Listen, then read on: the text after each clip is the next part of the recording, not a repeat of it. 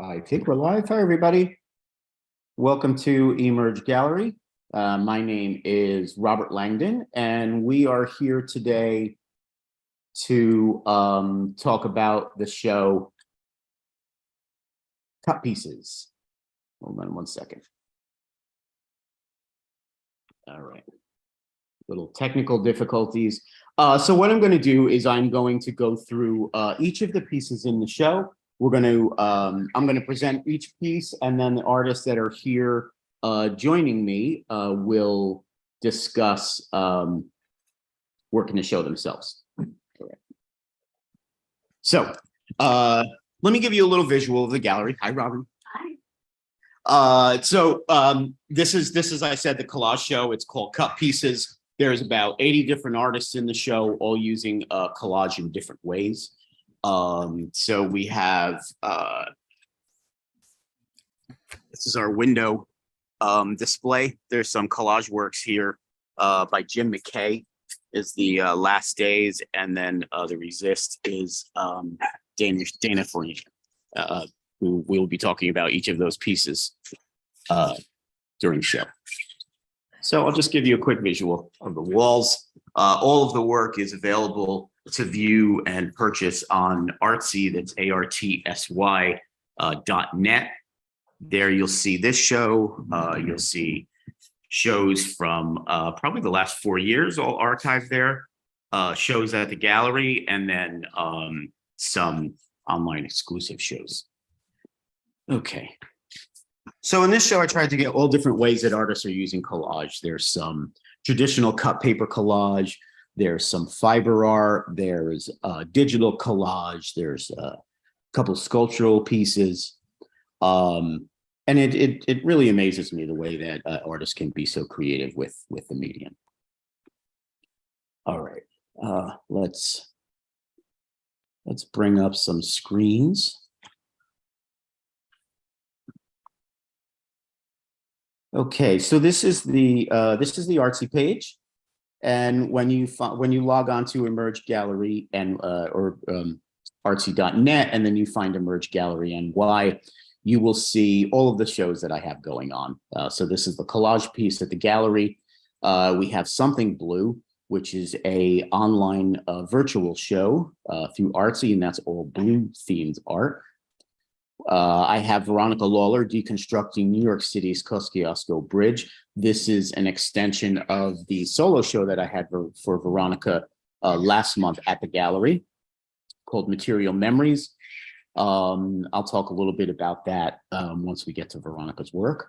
This is a piece that we have, a show that we have coming up honoring Linda Montano, who is an artist here in Socrates, a performance artist and a visual artist, a filmmaker.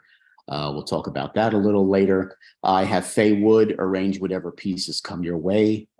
This is a individual collage show, some assemblage, some sculpture, all different collage elements.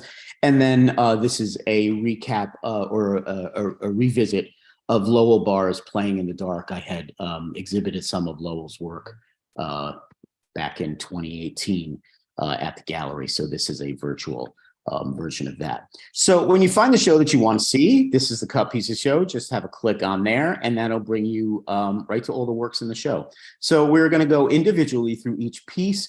I'm going to quickly present the work for the artists that can't make it here, but I'm really lucky to have a handful of artists that are going to join me and talk about their work here on Zoom, and then also here at the gallery. So the first work that we're going to bring up, and the first artist we're going to bring up, is Lucinda Abra. Lucinda, let me find you. Here we are. Okay. You are unmuted. Great. So this is Keep It Going, or Keep Going. Hi, Lucinda. Hello. Hello. How are you? Good to see you. Good to see all of you. Okay. Lucinda has a really beautiful piece in the blue show as well. Thank you. All right. So tell us about Keep Going, Lucinda. All right, I will. As a young student, I was repeatedly reminded that women were incapable of quote unquote great art. Not just hinted at, but told in no uncertain terms We weren't in history books because we had never created anything of artistic value from our imaginations. It was as if the muses didn't find us up to snuff somehow. So imagine my great shock and joy when I recently read of the discovery about the European cave painters, those who blew pigments around their hands, who left drawings of horses, bisons, hunts, circles, and spirals, that they were primarily women. From the beginning of Homo sapiens, we've left our mark, unacknowledged but not erased. And I really, really needed to honor that. Twined with this urge to honor these hidden women artists of old was the yearning to acknowledge how very difficult the last few years have been. And may I add, I also am just getting over COVID again. So it's been a bit of a slog, hasn't it? In my mind, this mixed media work of encaustic, oil, and collage, this ancient one stands steadily on the well of knowledge, galvanized by descending spirit, and in turn passing heritage to future generations. The earthy walls are a tapestry of skills and communication. In one arm is encouragement, and the other are so many apples, symbolic of Eve's alleged great fall in desiring knowledge. Her warrior cloth is blue, as once aquamarine was reserved as the highest honor. The pigment was as expensive as gold. There are two large vases representing the bounty of womanhood. In numerology, 2 is the feminine principle. The shell reminds us of the flow of life from which we all return.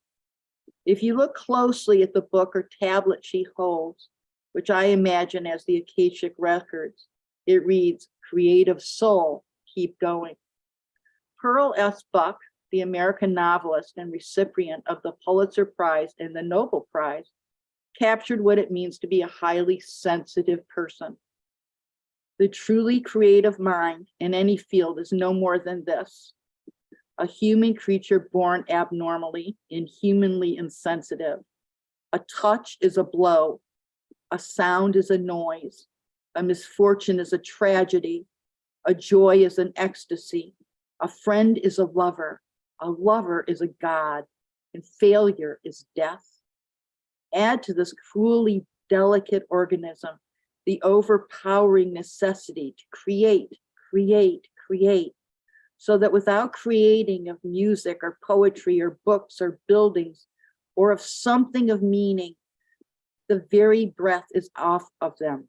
They must create, must pour out creation by some strange, unknown, inward urgency. She is not really alive unless she is creating.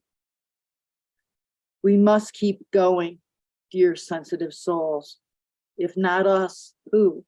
And if not when, now, right? Thank you. Absolutely, now. That's wonderful, Lucinda. Thank you. Thank you. This piece is part collage, correct?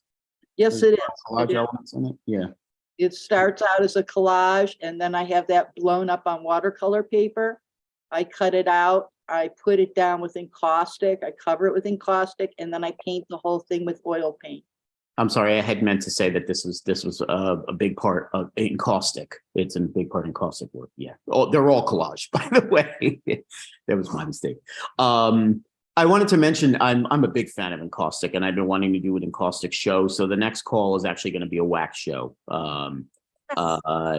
I didn't want to just stick to encaustic, but because some other artists were asking if cold wax would apply, which is something completely different than encaustic. But I think, it creates beautiful pieces in itself. So the next call at the gallery to close the year out, instead of my small show, I'm going to do a wax show. So it's going to be encaustic, cold wax, beeswax, any kind of way that artists are using wax. So the call is going to be going out this week. I did want to mention I've been having some problems updating my website.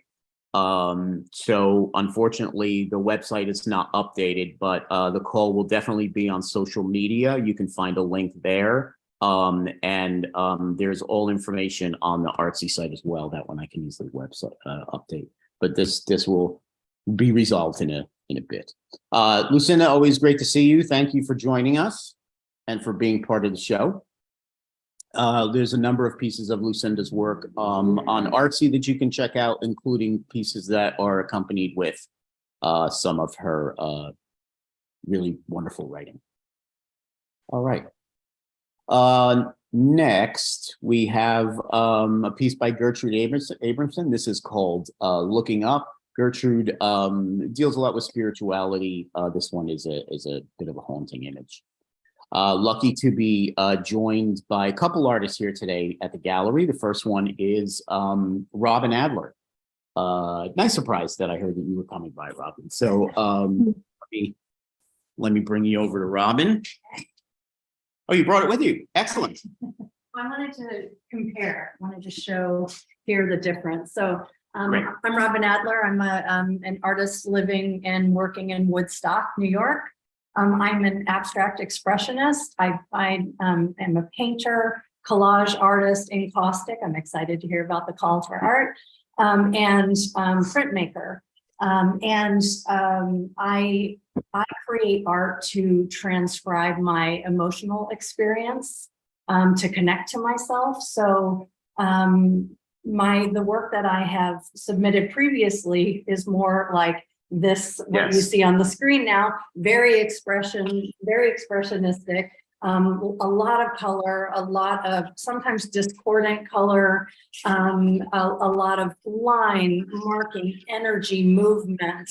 And I think it's really about where I was at the time that I was creating it. I mean, we were in the midst of a pandemic, and this piece here, Revolution, Not Resolution, was made at the end of last year when I was making my New Year's resolutions for the following year, and I wanted to have more play and joy in my life in 2023. So that's what Revolution, Not Resolution means. But when I submitted this piece, which is Midsummer, the yellow piece here, that is very different. Robert was. I even said that when she came in with it. Now it's still expressionist. It still has energy and movement. I use a lot of different colors, within the color yellow, different hues. But I think I was in a more restful, peaceful state of mind. I think I had more ease. So here you see in this painted paper collage, being able to get to that ease that I've been after for a while. So what I do is I transcribe my emotional experience, and stepping back from my work, I oftentimes figure out how I've been feeling. It's a tool for me to use to engage with myself, and to hopefully be able to show that to others so that they can see where I've been, what my emotional experience has been, and maybe connect with the piece in an emotional way as well. Thank you. Excellent. Thank you. Robin's been in a number of shows at the gallery. So if you see what you like and you want to see more, have a look her up, and any of the artists really in the show. If you see any of the work that you like and want to see more, just have a look them up on Artsy. They may be with my gallery, or they may be exhibiting with others, but definitely worth having a look at. Thanks, Robin. Thank you. All right, Kim Alderman. Kim, I've got two pieces by Kim. Let's bring Kim up. Hi, Kim, you just need to unmute yourself. Okay, can you hear me? Yep. Welcome. Kim has two pieces, and they are both made out of postage stamps. Canceled postage stamps. Canceled postage. So yeah, please guide us through. Well, I'll just go over what I wrote in my thing, which is that I came across, this is kind of like arrange what's put in front of you. Really, I came across this collection of canceled postage stamps, and this was before the pandemic. And I'm a ceramicist, is my main medium, and I have explored the feminine in the vessel extensively through ceramics and drawing. And I, for years, have been taking the same images out of the unconscious through several mediums. And so I had already been one of my favorite artists, Morris Graves, a very spiritually oriented artist, has a book of flower paintings, and he has very beautiful ceramic vases and containers in there that I have looked at and tried to imagine if he made them up or they were real, because I'd never seen anything that looked like it. So I started out making those. And then we came into the pandemic and I came into the possession of all these canceled postage stamps. So it started out as a female, I started out with just a sort of female vessel full of postage stamps, which then turned into multiple bottles on tables, and they became, this one, US Mail, is one of my favorites. It's just because they started becoming, the bottles started getting more sassy and having more personality and a lot like the things I made. So instead of taking the ceramics, I started making ceramic objects, which I've always done in drawing, making a vessel and then making a drawing of a vessel and then going back and making a ceramic vessel and then writing about the vessel. So it's a process.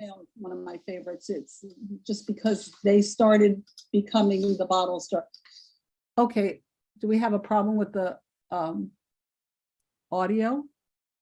So this one, then they started turning into mail. And so I had some with a lot of bottles and I was making ceramic forms and they became like that. And then they started becoming really male and female. And then I ended up calling this one Hey Sex Pot, which to me, this is a he.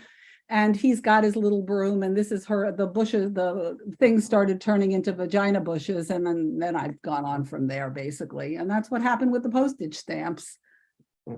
And I did them mostly during the pandemic and they're small. Are you a series you're continuing to work on? Yeah, I mean, you have to come across the right collection. All the stamps have to be sorted according to colors, and you have to have a certain resource. It's really not something I think too much about. I just like to get a bunch in the shape of a bottle down and just go for it. I don't think about it. I just do it. I don't try not to think about the words or anything. I just do it. And, so yeah, I have more. Yeah. Mm-hmm. Well, these are wonderful. Thank you. Hope to see more. And it was a nice surprise to see you join us, Kim. Thank you. Thank you. Appreciate it. Can I ask a question? Can I ask a question? Sure. Yeah. Is that like a wood veneer in the back? What is the back? Well, it's actually, it actually are boards, and that I have glued. You used to be able to just go and buy pieces of paper that had these textures on them, which are very hard to find now. And I glued wood textured paper over a board that was going to go on, and then I proceeded to either stain it with some kind of translucent waxy surface or use crayons or colored pencils on the backgrounds. And can you show the other one again so I could see the background on the other one? The other one has the table, and you need a good resource of red stamps to do it. This one also, that's a piece of paper on the background that's just stained. And then like the flower, I just happen to have enough of this kind of stamp to be able to just not think about it and just kind of go for it and have it all fit together. Yeah. Very cool. Well, I'm glad you like it. Yeah, they are. They're really cool. Very cool. Well, thanks so much. Well, you're welcome. Thank you. All right. Susan Angelis. I don't think Susan's here. Next is a piece from Susan Angelis. This is called Padala Sent Package. It's mixed media on canvas, and it's 30 by 24. We have a few pieces by Cesar Baez. This is a traditional cut paper collage. It's called Shredder. Cesar lives in Middletown, New York, and this piece is on canvas. We've got two digital collages by Cesar. This is Marilyn. Bizarre, Marilyn turned into Medusa. And then this one is called Audrey. So this is Audrey Hepburn, a sort of a zombie pilot in a way. Both of these are digital collages. They're 24 by 18. Have a small piece by Ed Berkes. Ed is a abstract painter here in Woodstock. As I said, this is a small piece, 9 by 12. It's collage with some acrylic, and it's called Under the Red Sea. Two pieces by Natalie Baburka, the all collage. This piece is called Kept, and Kept is 11 by 15. The second piece by Natalie is a little smaller. This one is called True Blue, and this is 7x6. Okay, Vienne. I'm here, Wonderful. Let me Okay. find you. waving. I see you. Okay. Oh, you. How are you? You've moved up to the top. Okay. Great. Here you go. Excellent. Good to see you. Yeah, you too. Wonderful show. Beautiful and amusing, very interesting. Thank you. Thank you. So this piece is titled Green Breeze, and it's I always try to bring who I am or part of my identity as an artist to the artwork. So I'm a painter. So I try to bring my painterly elements to the artwork, whatever it is, whatever genre I do. This one is watercolor on archival watercolor paper. And the photos are my own photos of a walk in the wood of the trees that caught my attention. And this is titled Green Breeze because it speaks about the metaphoric, but also the wind breeze that gently touches the trees. So in a way, the wind becomes almost like a personified, almost like a person going to the trees, hugging the trees, feeling good about nature. And pretty much the work in this exhibit is our connection to nature, walking within nature, which makes one feel really good, and trying to bring that through the artwork. There's quite a few pieces in this show actually that have some kind of environmental, language to it or speaking to environmental issues. Yeah. The environment. Yeah. Yeah. And the other piece, let me see, the green dadism. That's I like this piece. I think it's for me, collage is fun.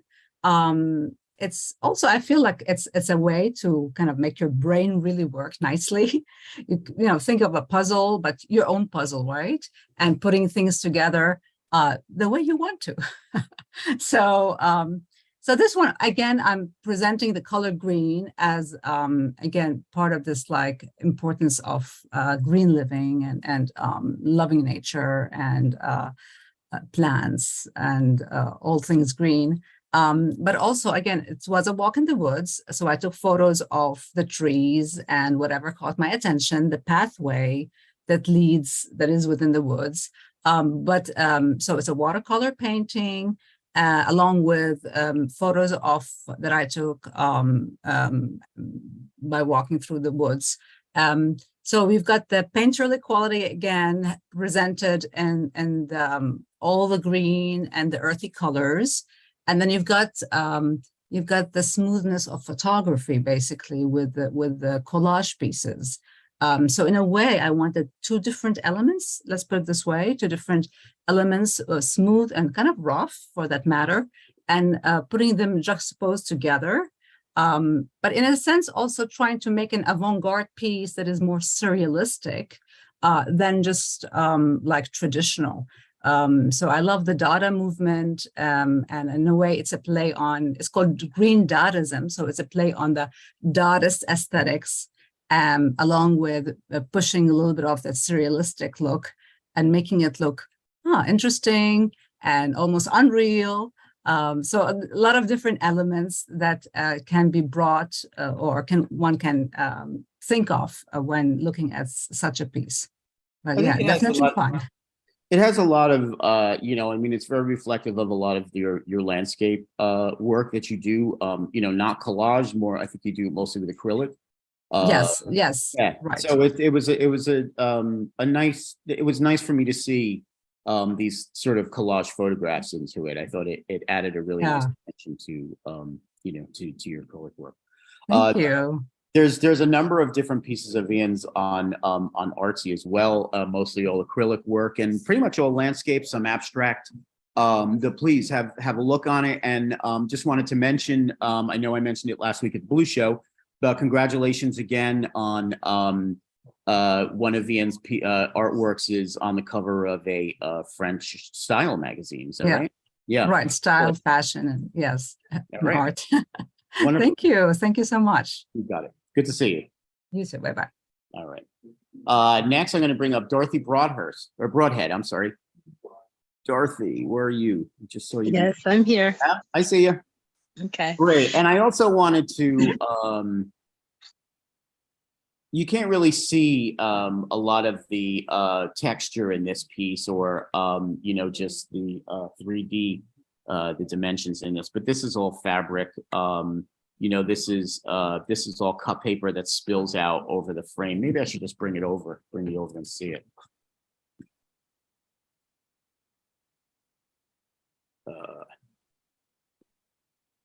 Here you go. All right, so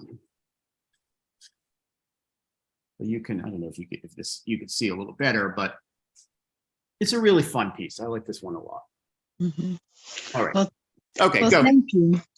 Well, it all starts with the photograph. You know, it's a fun night. You know, people are out, had too much to drink, and you know the passion and the heat of a summer evening.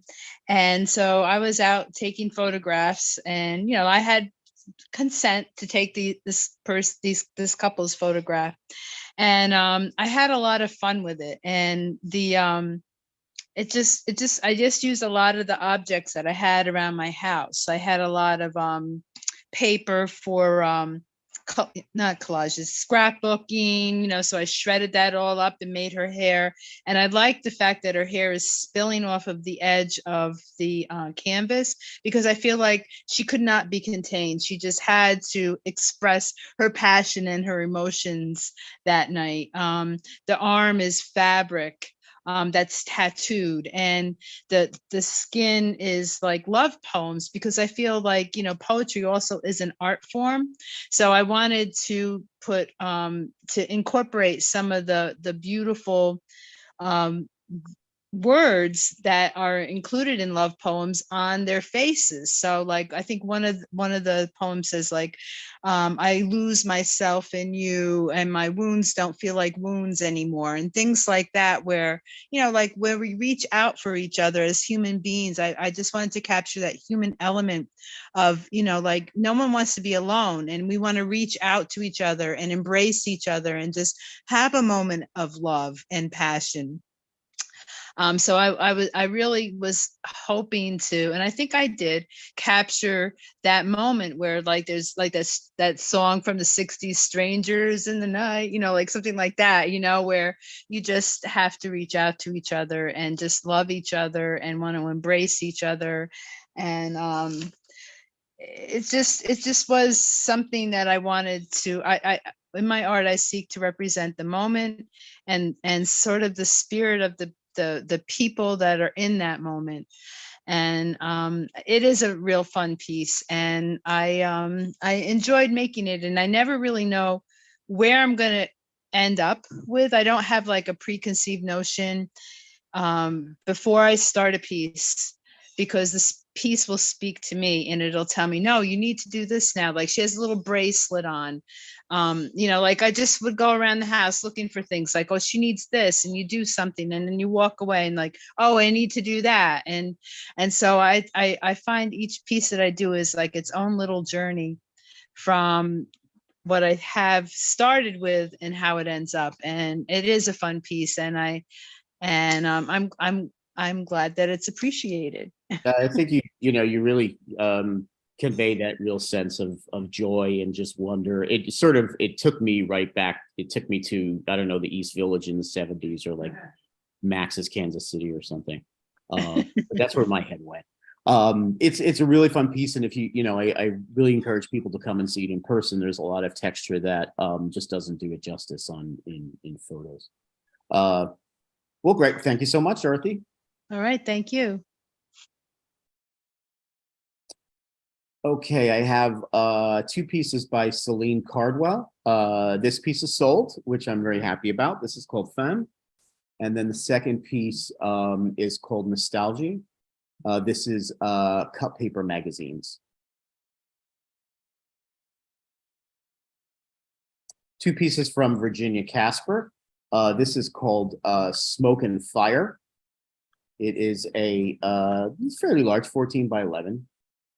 And then the second piece The second piece is called The Fire This Time, and this is all painted papers, collage painted papers. Okay. I'm going to bring up Arabella Colton. Arabella is a photographer here in Saugerties, horse lover, animal lover. This one is called Save the Equines. And Arabella, you want to introduce yourself? Talk about this is Arabella's piece here. You want to go by it? Sure. Excellent. Uh, Lady that did that.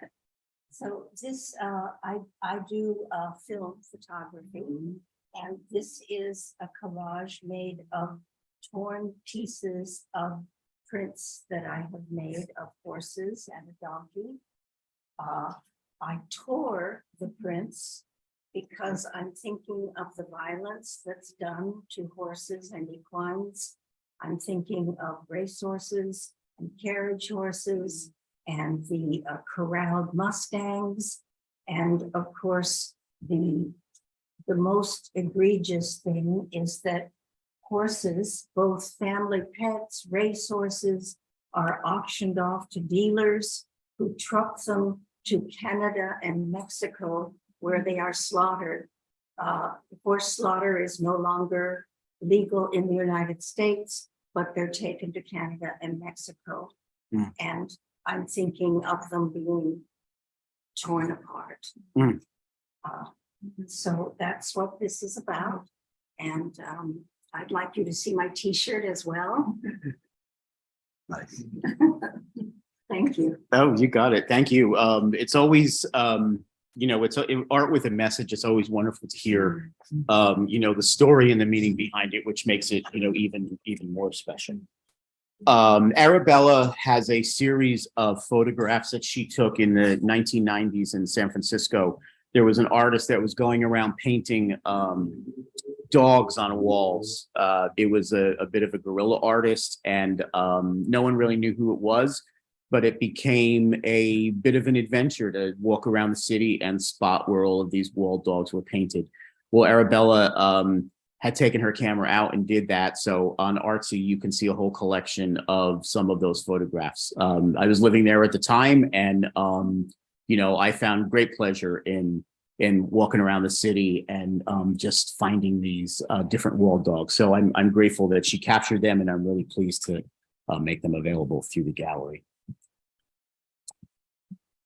This is a piece called from William Cunningham. This is called The Shadow in the Black Saloon, and this is all stitched together discarded plastic bags, mostly.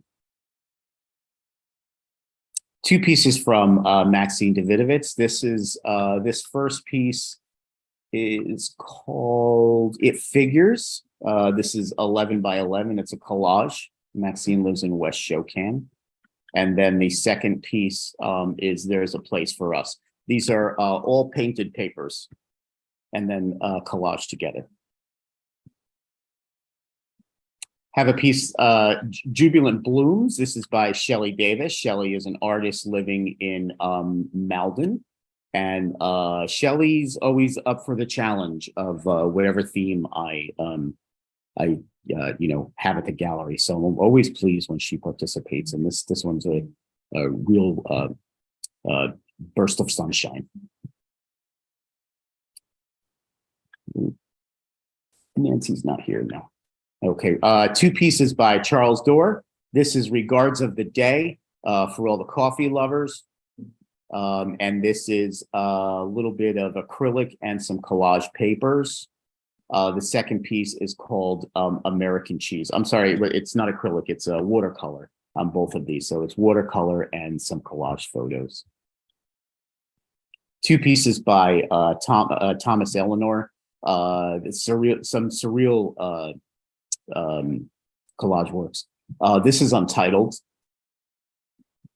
And then the second one is untitled too. If you have the moment, I really suggest spending a little time digging into this, because there's a lot going on in these collages, a lot to look at.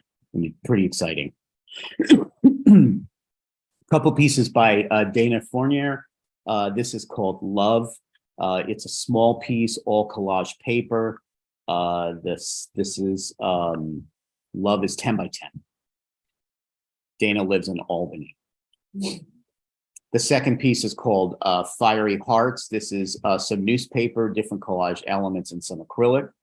And then the third piece we saw in the window, this is called Resist, and this is made, it's all raised letters, and it's made out of all newspaper headlines about Donald Trump when he was president.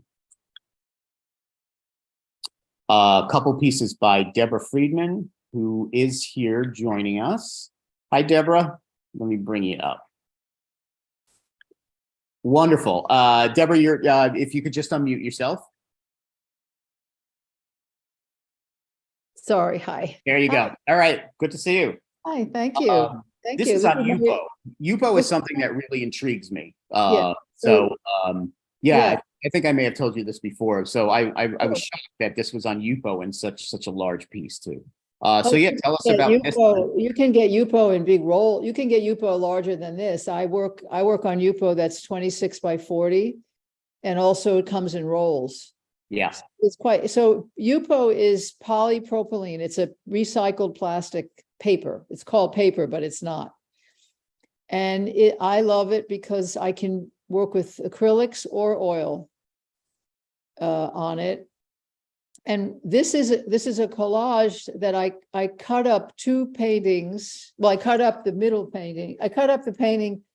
The lighter areas was a painting from both of these were paintings that I did during the pandemic also. And recently I just started looking at things, and something happened, and I felt they weren't finished, all of them.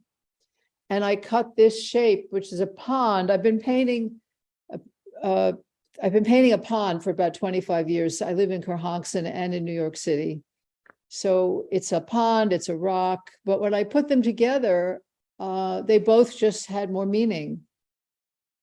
And it became like a portal into the painting that didn't exist before.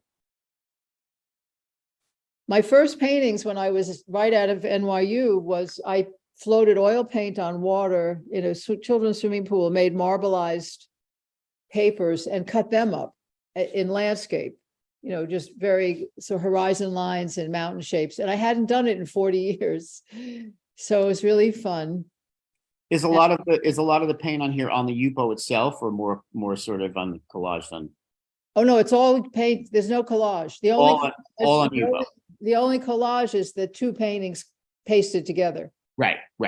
Yeah, no, it's all paint. And then the second one is 19 inches, and that's acrylic on a vellum, the background. And then I started putting the figure in my pond paintings for the first time. Also, I had never put the figure in my work. I'm a landscape painter. And I went back to drawings I did in a group I was in Soho in the 80s and 90s. And I went back to the drawer of all these water drawings, and I started taking the shapes of those, there were models that we painted and combining them in collage. So there's several of these now. And I also started cutting up paintings for the figures, and also painting over when they were cut up, I also painted over them. But the figure on the right is also Yupo. It's actually from that figure is from the cutout of the first painting that you just looked at. You can actually see those, the colors and the shapes. And then the other one is on watercolor paper that I cut up. So I sort of obliterated the pond now and just made it into a more amorphous abstract space. Does anybody want to ask me anything? Is this part of a series? Do you have a lot in the series? Oh yeah. There are about 9 of these now. Oh, great. And about 7 or 8 of the other ones. Yeah.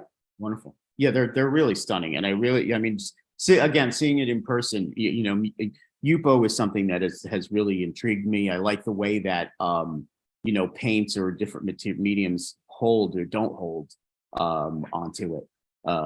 it gives it a real vibrancy and a real fluid. Well, it's so, you see, it's not absorbent. right. It's not paper. So Right, when you right. work on it, everything sits on the top and you can move Yeah. it around. It's kind of like making a monoprint, which I do a lot. Yeah, that makes sense. Yeah. Well, they're wonderful. Is there, I'm is, happy to have is, them. is there a story behind the two figures? Yeah. Yeah. I think they're both me. You know, I've had a hard year. I've had a very hard year emotionally, and it's been a very interesting year. And it had a lot to do with my body. And so one of the aspects of me is holding my head in my hands and going, oh my God, what am I, little despair. And then the other one is more open and, ready to fly. Beautiful. So I can't tell you, the impulse to do this was absolutely, it's almost like what the other artist said, I can't remember her name, where the painting spoke to me. The painting told me what it needed. But I had no idea I was ever going to do this. It's sort of magical when that happens. Excuse me? It's probably very magical when that happens. It's pretty great. Yeah. It's pretty great. Wonderful. Well, Thank thank you, Deborah. Thank you. It's my first time with you. I'm very happy to be in the show. I'm really pleased to have it. It fits in perfectly. I'd love to do more. Thank you. Okay. Two fiber pieces from, or one fiber piece from Denise Giardulo. This piece is called Landscape. And then the second piece, it's a collage, but this is paper, and there is some fabric as well. It's got a little bit of a haunting feel to it, an old classical haunting feel. Some more fiber art from Andrea Giarputo. Andrea, good to see you. Welcome back. You're back? I'm back, yeah. It's great to be in the show. I just thought this was one of your best shows that I've seen. Thank you. So much variety and surprises, yeah. Yeah, there was a few pieces that surprised me as well too. I like doing these group shows where I try to get in all different ways artists are using, so or the medium. And I wasn't disappointed. I wasn't disappointed with this either. Yes, so the first one is the folk art collection, which is it's a kind of memory jug that people used to make. They'd get a jug or a cup or something, and they'd cover it with putty, and then they'd stick things into the putty, like keys and bits of jewelry and old ceramics and glass and stuff. And then sometimes they'd leave it plain as is, and other times they'd paint the whole thing gold. And I just think these vessels are just really fascinating and a little bit creepy, but really interesting. And then the cat is a handmade toy, because people used to make their own children's toys out of fabric, and so that's what that is. And I wanted to use so the landscape is actually the house across the road from me, which I can see through my living room window. And I've always enjoyed looking at this view, and I've done drawings of it, and I decided to do this collage. And I wanted to give a hint about climate change in this picture. And as I was making it, the smog from the Canadian wildfires came in, and suddenly the sky and the sun and the colors just seemed to reflect what was actually happening. Because at one point I was driving home from work and I could see Saugerties kind of looked orange. It was about 5:30 in the afternoon, and there was so much smoke that the sky looked orange and everything looked dusk. Yeah, I was there that night as well. And all the birds, you could hear the birds going mad. They didn't know what was going on. It was wild. The sky was orange, I think, all around the whole East Coast. Yeah. Andrea, where did you grow up? Oh, in England, London.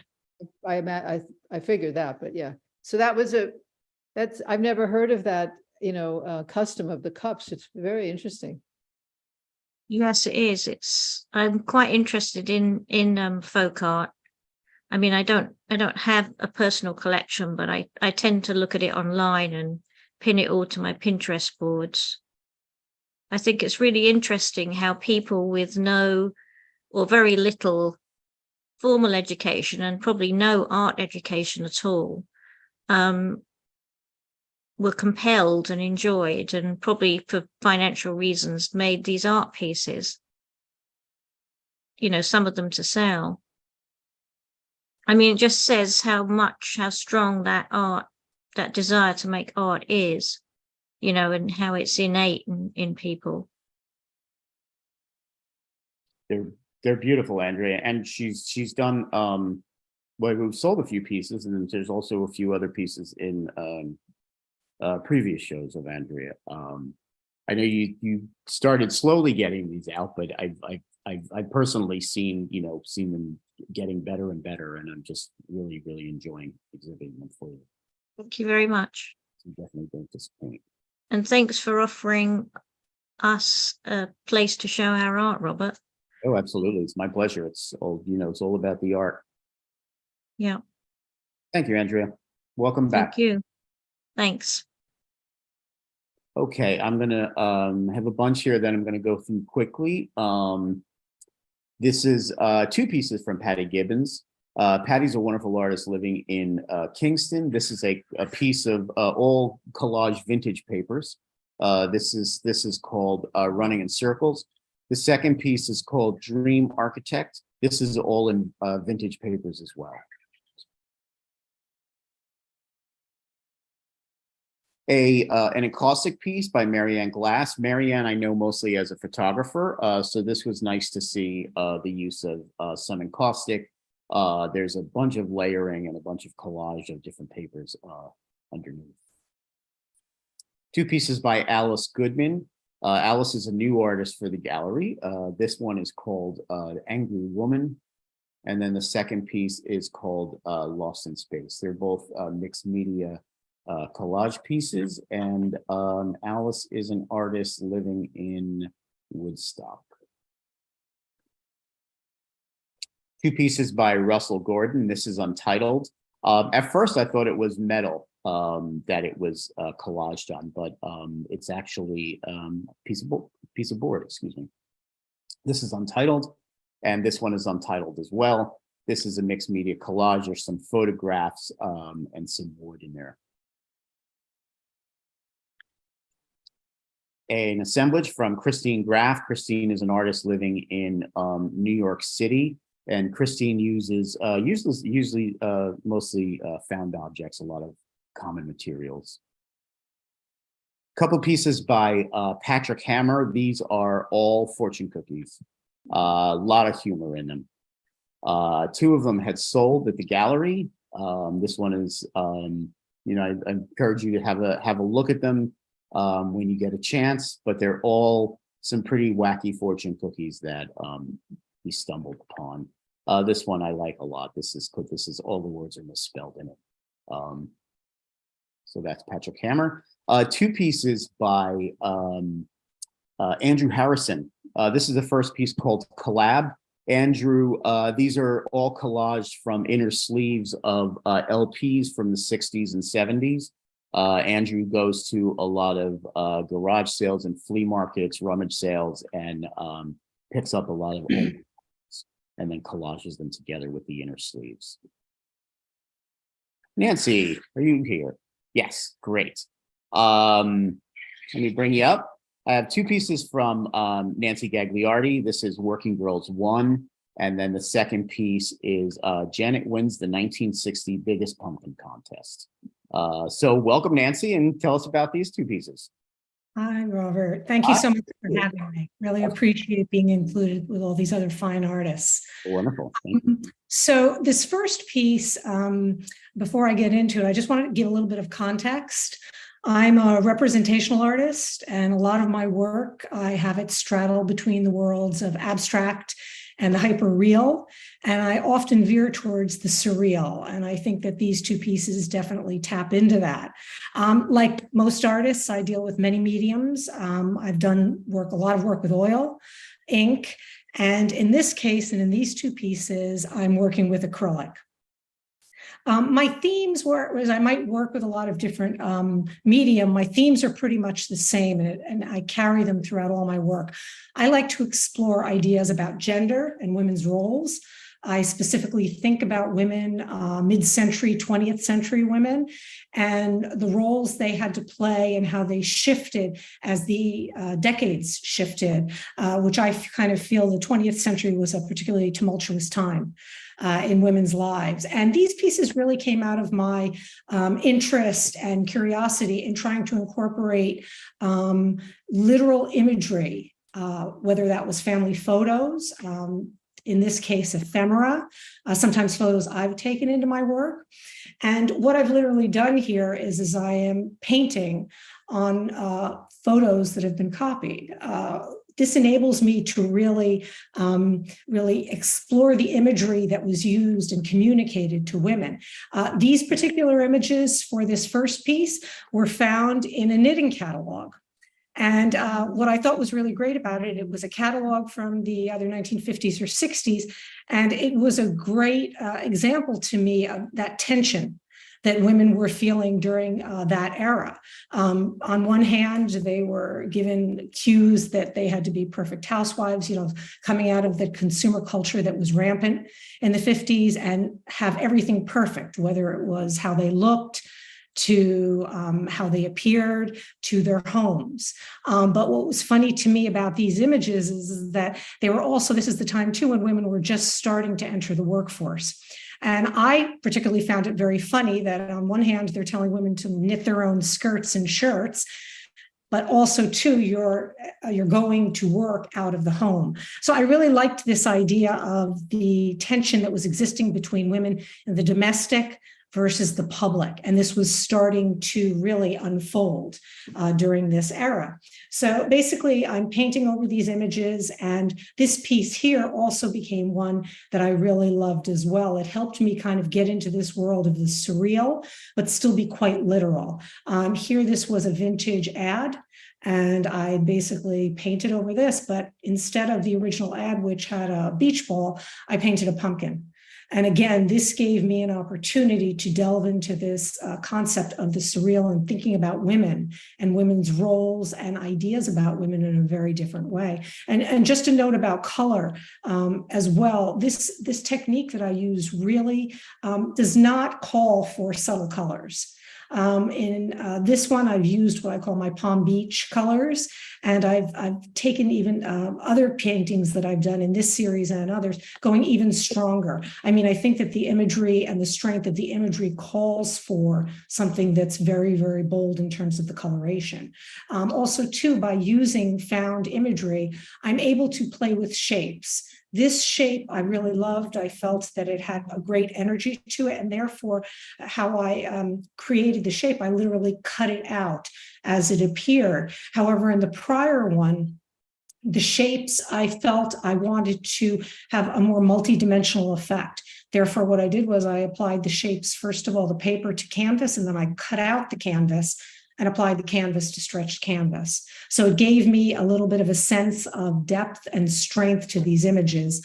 And I'm really using this technique and using it in different ways and different applications as per, however, the photograph is dictating. It almost sort of helps me tell a narrative and produce a narrative of these images that I can create in my own head and share with others. So that, again, too, it also enables me to be a little bit more whimsical and playful in terms of my work, which I think is needed, very needed in these times. Oh yeah, absolutely. Is there a number of pieces in this series? In the Working Women series, I've got about 3 going. Okay. For this second one, the Janet Wins, I've done a couple of series of what I'm calling the bathers. I have a few images of men, and a couple of women, again, playing on these ideas of what we think traditional ideals about gender, and how I'd like people to just kind of rethink them a little bit, especially gender of the 20th century, when we think we know the story of all the people of that time and what they were doing, but we really never did. Well, art's a wonderful way to really express that and, get that word out. And art with a message. Thank you so much, Nancy. I love these pieces. Keep going with the series. I like what you're doing. Thank you so much. Pleasure to meet you, and thanks for participating. My pleasure. How are you?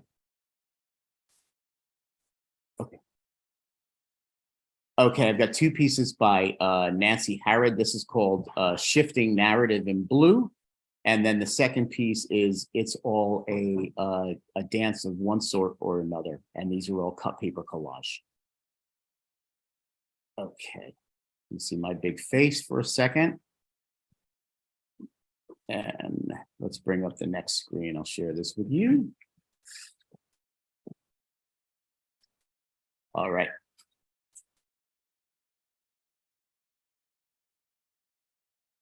Okay, two pieces by Allie Herman. This is a little different for that I know of Allie.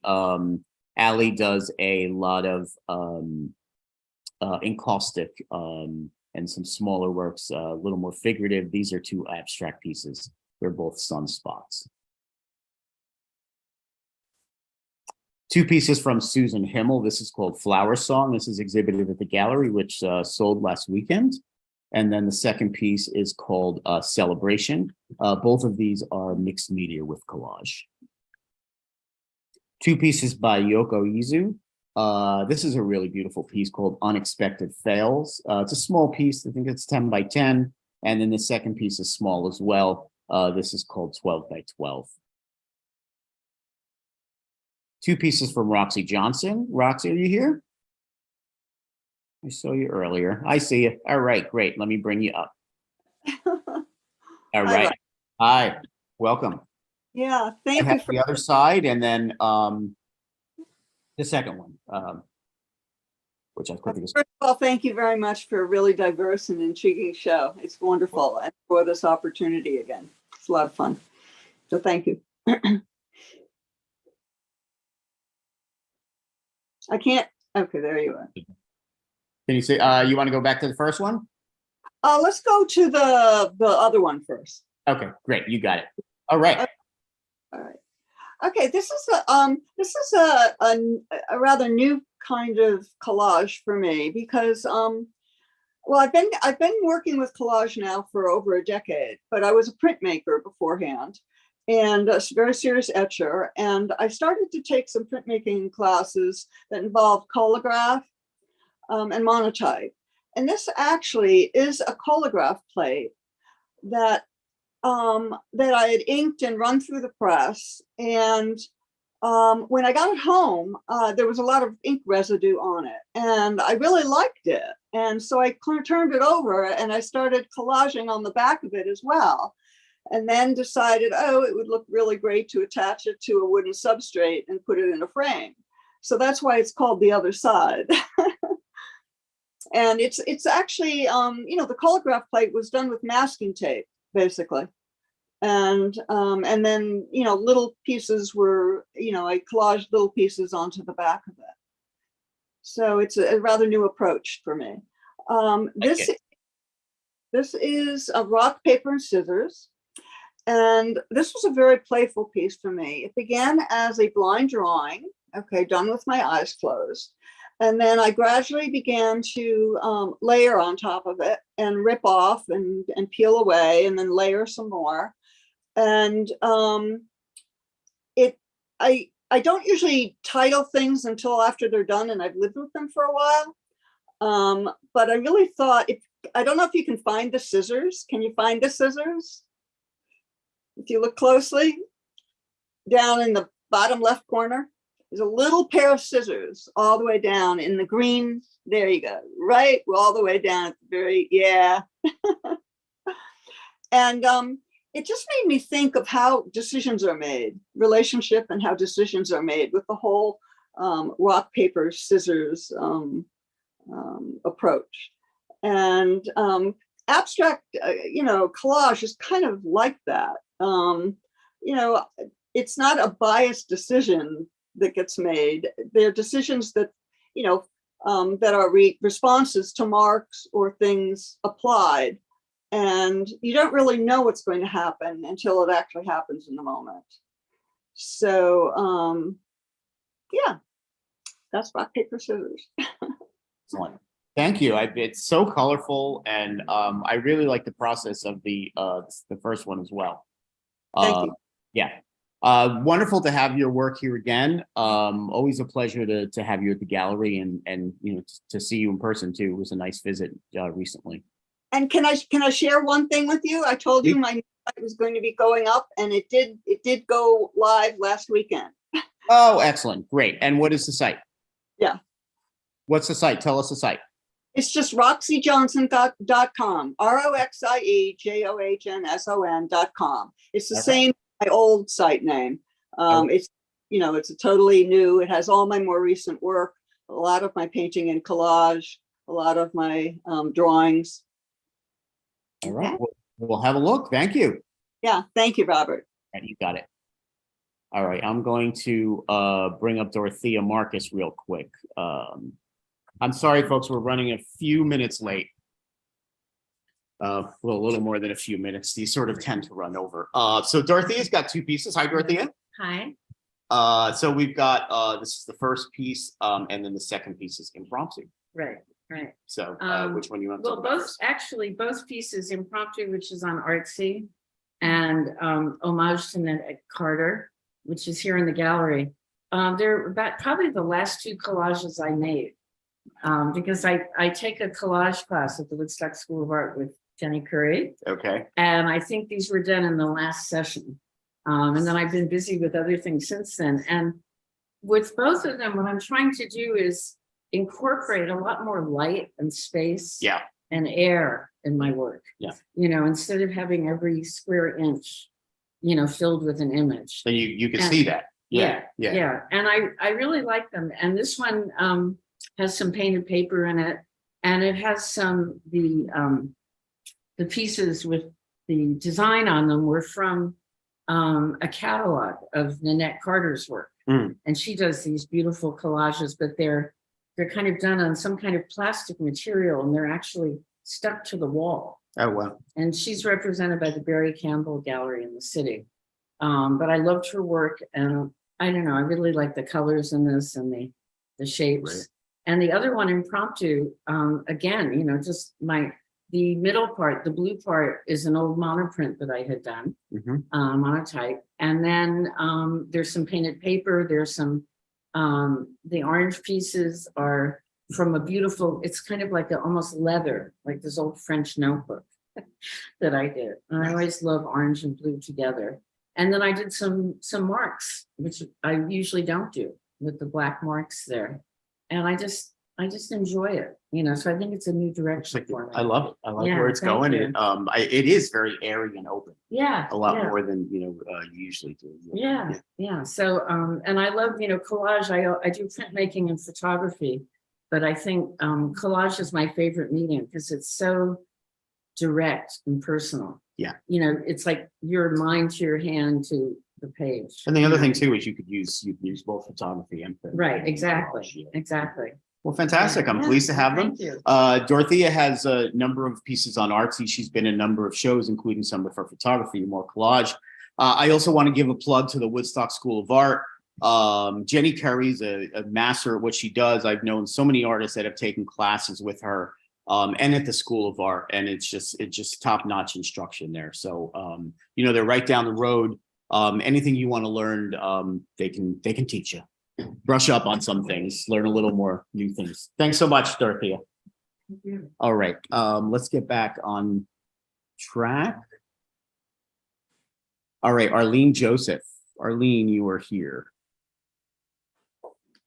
Let's see. Oh, I see you. Okay, great. You got to unmute yourself. Yeah, I just did. All right, fantastic. I wasn't planning on this, but I'm here.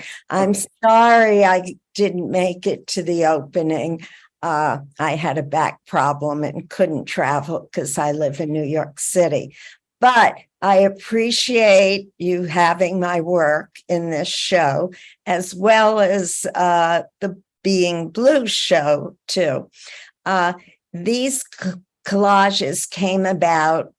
I'm mostly an abstract landscape painter, painting in oils.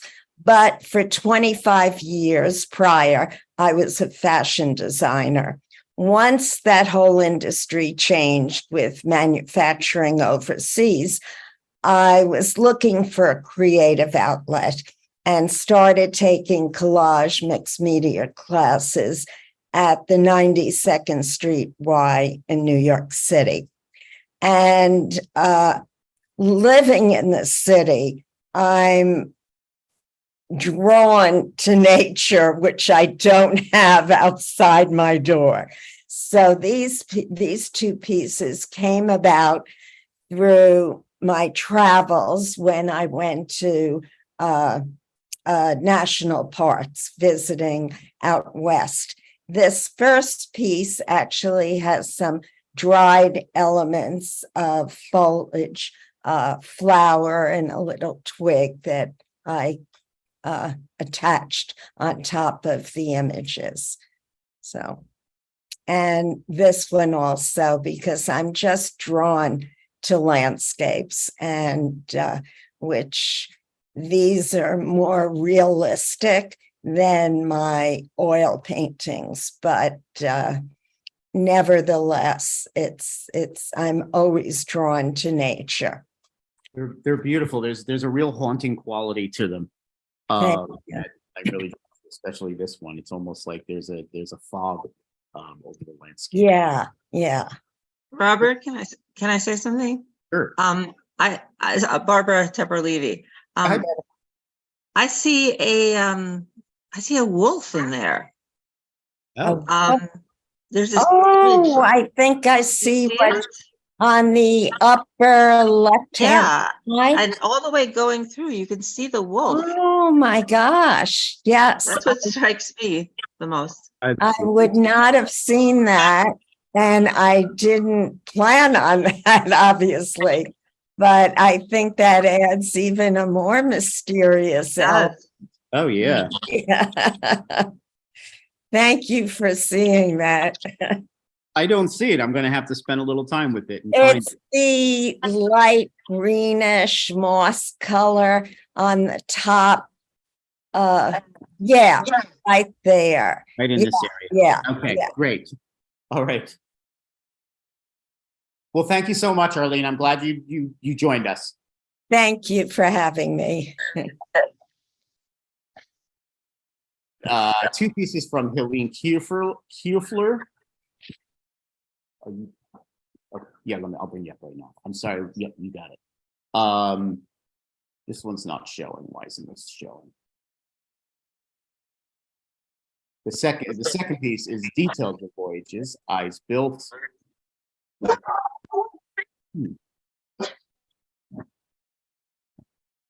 There we go. This is iBoat, and this is felt on collaged felt, vinyl. I'm sorry, velvet and vinyl. I'm not sure why these are. Okay, Dorothy Heffler. This is a fun piece. It's a mixed media piece, and then I wanted to hold on one sec. Ellen, you still here? Yep, I'm here. All right, great. Excellent. All right. Here we go. We've got two pieces from Ellen Cambio. All right. This is like an unwed mother. I think I got these right. And then the second one is He Rushed Wild. So please, Ellen, let us know about these. Yeah, hi. So I'm also a poet, and that's been part of my life at the same time that I've also been an artist. And so this is a way to bring language and image together. And these are visual poems. So this project is I've taken pages from the Iliad, ripped them out, and that becomes the basis for the canvas for me. And then from the words in the Iliad, from that one page, I erase most of them and just leave back like a distilled moment of imagery or horror about war or moment of humanity distilled with the language, creating a new sort of context of the Iliad there. And then what's left is where I can then fill in with collage elements. So it really, it depends on what words I leave back, what shape my canvas makes. And then it's always this process of discovering what's going to appear. Usually the things that I'm taking from are like nature. So this one you can see I've like went through gardening books, and I have like this potted tomato plant, and then I have these deconstructed home books that I also tear up. And so a lot of these other circular shapes are either baubles from chandeliers or they're glass globes from lamps. And so this deconstructed like furniture along with nature is to me speaking to like the wildness and destruction of the poems, but it's not really illustrating them. And this is the same process. This is also from the Iliad, like an unwed mother. And you can see some of the elements here too. It's like posts from a banister that I've deconstructed and made into new shapes. And then I took these painted pieces that I then made circles out of, and then they became like planets or the moon cycles. And so there's always some kind of nature with deconstructed human making in the work. I just wanted, I'm not sure why this isn't really. Yeah, it's a little blurry. But, both of them, I mean, they're found poems. I love the idea of taking the found poem to, the next level and really collaging them and turning them to a visual as well. Yeah, it's really wonderful project. Are there more to the series? Yes, I have about 10 finished, and I have a bunch that, they're just waiting to be collaged, but I've erased the poem. So the poem is there, but it's always a process of deciding how to erase. So this one, like I erased the words using a combination of just stippling with pen and then stippling with white acrylic to create so you can still see the words, but you can't read them. And then I drew and filled in those circles, and it was just a whole, how am I erasing this? So that's always step one. And the second one that you're showing, which is on Artsy, that one, I still like to have the text in the background. You can't really tell, but it's like a translucent acrylic wash over the words that I don't want there. So you could still kind of read it, but they're kind of faded out. And then what's left, untouched and circled are the words left over to make the newfound poem. Fantastic. Well, I'd love to get you into the art and poetry show that I do every April. So we'll definitely be in touch. Great. Thank you so much. Thank you, Ellen. I wanted to bring up Myra Lobel real quick, who's been you're very patient. We're running behind, folks. I'm so sorry. These usually tend to run a little behind. So here we are. Hi, Myra. How are you? I'm great. Great. Thanks for hanging in there. Thanks everyone for hanging in there. I am so thrilled to be here, Robert. I can't even tell you. Oh, thank you. Because the other work is just so fabulous. Yeah, it's and the layers and layers of meaning to it. So there's not that many layers to my work, but I can tell you it's the most personal piece of artwork that I've ever done, other than I did some street painting during Black Lives Matter in Soho, and that was an incredible experience. But this is a direction that I'm going to start heading in the future, because it was so satisfying. I suffered through many years of corporate life, and I'm extending a hand to everyone in corporate America who has also been through the trials and tribulations and insane nuttiness of offices. And this is a piece called My New Office. And it arose out of a visual diary that I sometimes keep, where instead of writing a lot about my trials and tribulations, I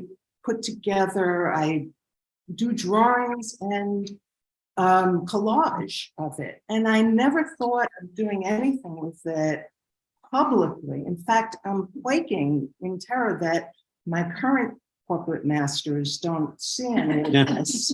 I still do some work for corporate America, but this was a time in my life when people, the powers that be said, you've got to move your office. And I was very happy where I was. And so this diagram is pretty clearly why I wasn't happy with the move. And I put it in the context of like a lot of brush strokes, which I love to do in my other work, which is landscape and oil painting. I've been doing oil painting for decades. And a lot of brushstrokes indicating the vortex of corporate America, the file cabinets, but mostly, you know, here are all these faceless, nameless people who I'm now surrounded by against my will. They're not here. I don't like to speak to this one. She's always here. So I think I'm trying to put my art together with my personality. And I've got a pretty big personality, but the art is small and small pieces. And I'm planning to do a series. I'm not clear whether it'll be corporate America, although there's so much rich material there. I'm planning to do actually another one called My New Chair, because you only get a certain chair depending on what level you are in corporate America. The rest of the people have to hurt their backs and be in pain. But as you go up the ladder, you get better and better chair. My new chair. That's the other one that's on Artsy. And well, I just want to say this would be a great, this would look great in a conference room. So if anyone is out there watching. And this is my other piece, which is a little more universal. I once had a conversation with somebody. I said, you sound ambivalent, and really a highly intelligent, highly informed person. And she said, what's that? So here's a visual diary of my ambivalence on a certain day. There's a double-headed drawing of, yeah, I guess who, me. And the vortex again. I'm fond of vortex symbols and imagery of, you know, what it means to be dragged down by yourself. So, all right, I was saying before, gee, I didn't know how much artists could talk about their work, but here I am. Yeah. Doing it. So thanks. Oh, absolutely. Thanks Absolutely. Again, thanks everyone for their patience. These things sometimes go over. Okay. Really great to have you here. Thank you. I love this piece. And you know, coming from the, you know, I had a career in the corporate world as well. I get it. All right. Yeah. Okay. Back on track. We've got, I think Barbara's next. Barbara Levy? Hi, I'm here. All right. Hold on one sec. Let me bring you up. I'm hoping Jasper doesn't continue to bark during this. Hi, Jasper. He's unpredictable. You just passed it. Okay, wonderful. All right, Barbara, good to see you. Let me bring you up. Okay, great. Well, I want to say that this is a gorgeous show, Robert. Some really, really beautiful pieces. I'm really thrilled to be part of it. My process is very organic and very fast. I don't tend to put things in place, you know, tack them in place and go back and move around. I just kind of do it. I find one symbol and kind of move around that. This is a very a piece that's filled with nature, with the beautiful red rose in the center, kind of Japanese blue trees on top, and coming through the bottom, there's a butterfly, some wording, and everything here is paper. The paper that's on the bottom is gold, metallic gold, and which made me want to go over it all with a gold glaze. And it's very small. It's one of my smaller pieces. And I took a little bit of a chance in matting it because it's matted with a leopard pattern, which is just a little bit out there. And that's really all I have to say about it. All right, it's a new piece, right, Barbara? Yeah. Yeah, I'm glad to see it. I've been, watching you, a lot of new work coming from you lately, which I'm really, really enjoying. So I'm glad to see it, and I'm really glad to have this here. It's really a beautiful piece. Thank you. All right, thank you.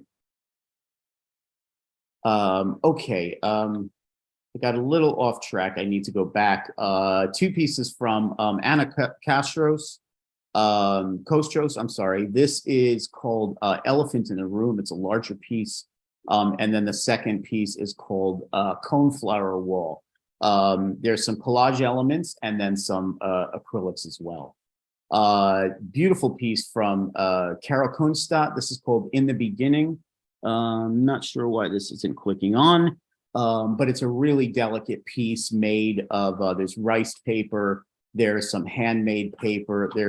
Carol uses a lot from hymnals from the 1800s, so this has paper from that as well. The second piece from Carol is called Lineage, and this has some mixed media elements. Veronica Lawler, this is called Organic Shift. As I said, I did a show for Veronica last month. It was my solo show for the year. It was Veronica spent a residency and some time exploring the brickyards in the Hudson Valley, abstracting them out and into collage and acrylic pieces. So these are some of the pieces. Well, they're not from that series, but or this one is. So please have a look at that. Who do we have next? All right. Anna, we've got Carol, Veronica, we got Barbara, we got Myra. Okay, Jim. Okay. Jim McKay. This is the countdown clock. Jim is an artist from out in Pittsburgh area, Gettysburg area in Pennsylvania, who came all the way by. This one is in the window as well. It's a sign of the times. I'm here. You are here, Jim. Oh, excellent. Great. Let me bring you back. I don't have a video, but you can have That's my okay. voice. Oh, wonderful. I don't know if you saw the pictures in the window, but it looks great. I did. All right, excellent. So tell us about this piece. Okay, quickly, I like to do constructions and so forth, assemblages.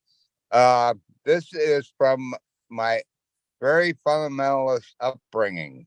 This is part of this in here, and it's also tying into all the wars and earthquakes and climate change and all that we're experiencing now. I am no longer a fundamentalist, but when you true blue fundamentalists look at all these earthquakes and all this stuff and think the end times are imminent. So it was a combination of these things, and I like, the crossing off of the days down to the end, and this crate is made out of recycled tombstone crates. So I always like that. That's a factor in what I do. I didn't know that. Wow. Yeah. So yeah, this is my kind of thing that I do. So it's been getting a lot of attention. It's been literally stopping people in the street to check it out. So as an artist, I think that's probably a good thing.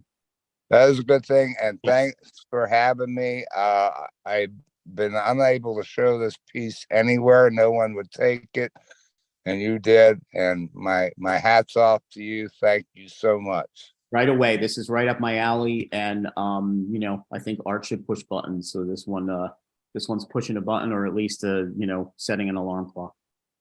Thank you so much, Jim. And then I'll see you soon for the Linda Montano show. Yep. All right. Take care now. Thanks. I have a piece from Geraldine Mason. This was very different from what I know Geraldine's work to be. This is some paper and some acrylic collaged. Lynn, are you here? Lynn Curry. Great. You got to unmute yourself, Lynn.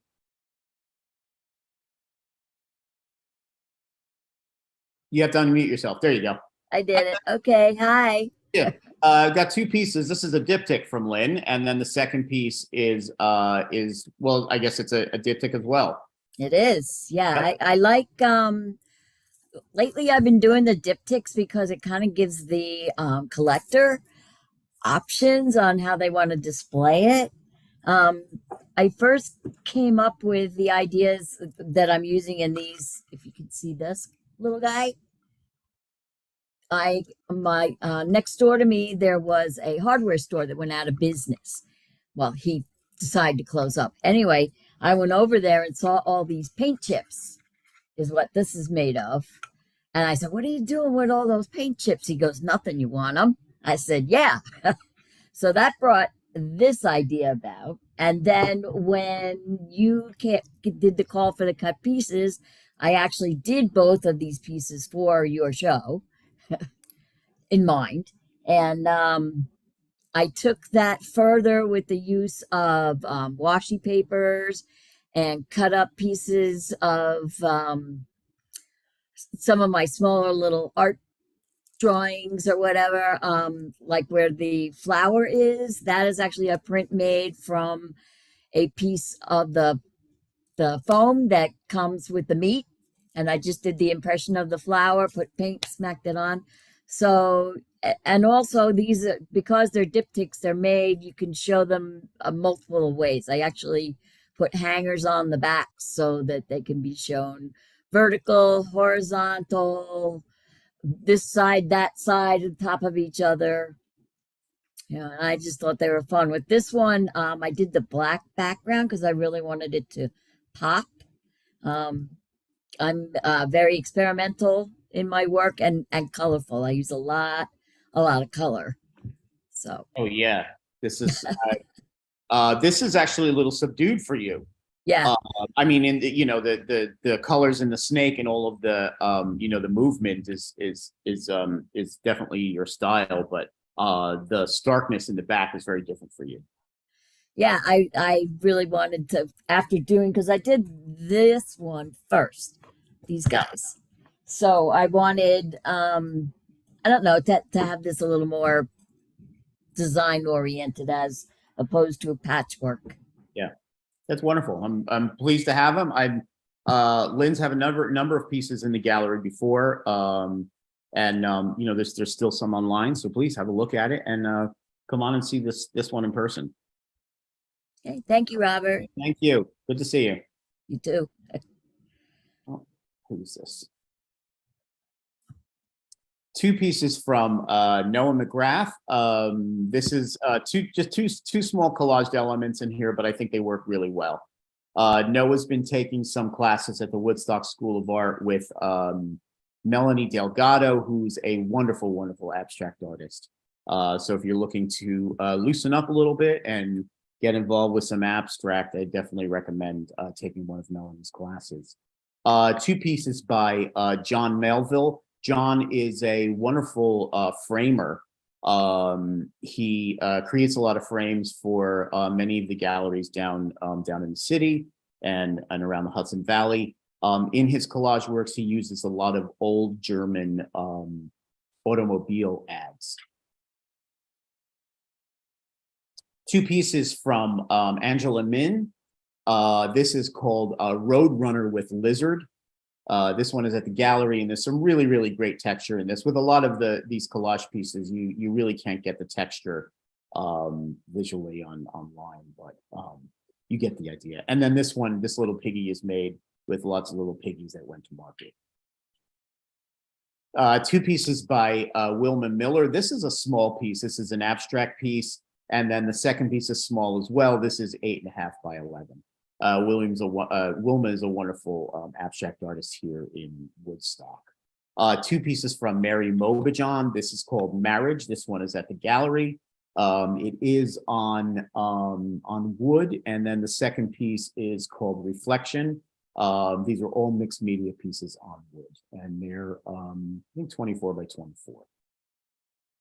Two pieces by Wayne Montecalvo. These are collaged and painted on the back of glass.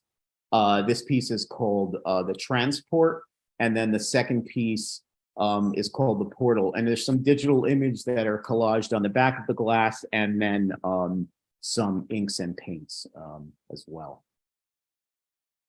Two pieces from Anne Morris. This is called Flyover. It's a very, very textured abstract piece. And then the second piece is called Peeled, which is lots of newspaper, some pigment mixed in there as well. A mixed media collage, a traditional hand-cut collage by Gray Ivor Morris. This gives you a real surreal feeling. And then two pieces by Sylvia Mueller. This is called Privilege. It's a small piece, 9 by 9, using traditional fabric, images of fabric, a lot of tapestries. And then this one is called Tree of Life. All right, that's that screen. Let me bring up the next page. All right, a little small piece by Andrea Nichter. This is mixed media on collage. This is Night Flowers. If you like Ingrid's work, I have a small little show on Artsy of her collage work and mixed media work. This is the second piece, Feelings Still Complicated, another small piece.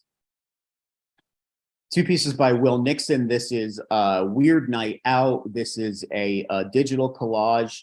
And then the second piece is called Security Industry Professor. This is hand-cut collage on photographs. Nancy O'Hara, this is Taking Inventory. This is some collage painted papers. And then the second piece is also some collage painted papers. This one is called In Sync. Two pieces by Jacqueline Oster. This is called Separation Anxiety, and I just love the whole bit, ripped up corrugated cardboard. That's the collaged element, and then the collaged element in this piece are the tea bags. And Jacqueline's a watercolor artist. Susan Phillips. Susan Phillips, I know mostly as a photographer, so I was really pleased to see some of these hand-cut collage in the show. The second piece is called Peace, and these are from some adverts. Julie, are you here? Thank you for hanging in there. Let me bring you up. Hi, Robert. Yes, I'm here. Excellent. Thank you for hanging in there, Julie. This is sure. Eisenberg Pittman. Julie, this is really beautiful. There's a lot of gold and silver leaf in this, correct? Yes. All right. So we've got two pieces. We've got Undecidable 4, and then this is System Change. So please tell us about both of these. Yeah, thanks. So thank you for including me, and the show was a great turnout. It was really nice visiting Socrates and meeting you and seeing the show and people and what was really spilling into the streets. So thank you. Thank you. Yeah, so this piece was created in the pandemic when really, I live in Brooklyn, and just seeing the city come to a complete standstill. And everything really felt very great back. I was still able to go to my studio and get out of my house and go to Red Hook and create there, but it felt very, I was really very nervous on the state of the world and if it was going to be able to come back. So I think in the back of my mind, I knew that the glitz and the glamour of the city would come back, thus the silver and gold foil. But to me, I see this as a lot of muted colors as well. And then there's also the reaction to the Black Lives Matter and the voices that were coming out of that in the quiet of the city. And that was a time for people to really come forward and, you know, speak out, and all these issues came to the forefront. This has a real healing quality to it. So I was really glad to hear that story. I especially like on the bottom in the center, the statue of the of the person sort of raising its hand almost in a jubilant kind of way, in a sort of victory, which I think really lends itself nicely to you know, what the piece is about. Yeah, it does. I mean, even though it does feel like a positive piece to me, and certainly New York has really come back, so I do champion that. Yeah, it's a beautiful.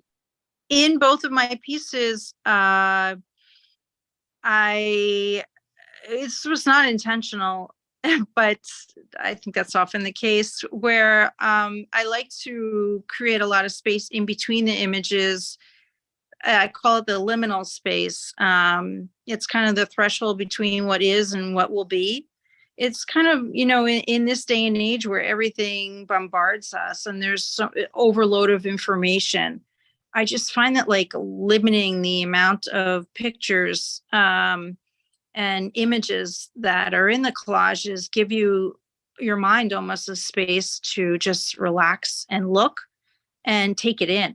So I'm sort of interested in like how little I can fill the canvas and still tell the story. This is more of a voyeur type of scenario, where you see the person down on the left with sort of that mask on, looking at, you know, sort of what's going on in these gritty streets of maybe, you know, sex or something illicit in the right-hand corner. So I kind of like forcing people to take a minute and look and try and understand, you know, what are these layers and why is there white space? I think it really throws people often because they're uncomfortable. They're used to this bombardment of information. You know, and I think in the end that collage is often a commentary on the social things that happens around us. And it's like it gets intimate and also specific on our own personal narratives and memories. So yeah, that's what I have to say. I would definitely agree. Say something. I'd like to say, I think can I say something? Yes, please. Julie, I think your restraint is wonderful. Thank you.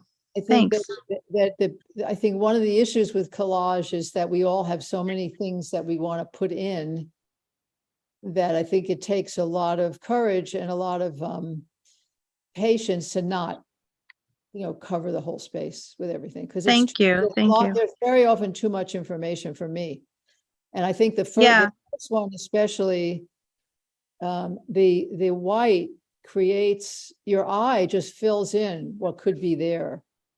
Mm-hmm. Yeah, I come from a background. I'm sorry, go on. Well, it's just 2-point perspective. I mean, it makes an art, almost an architectural. It's really, I think it's really wonderful. Thank you. I come from a background in design, graphic design. So there was a very real grid there always in creating all the material that I put out.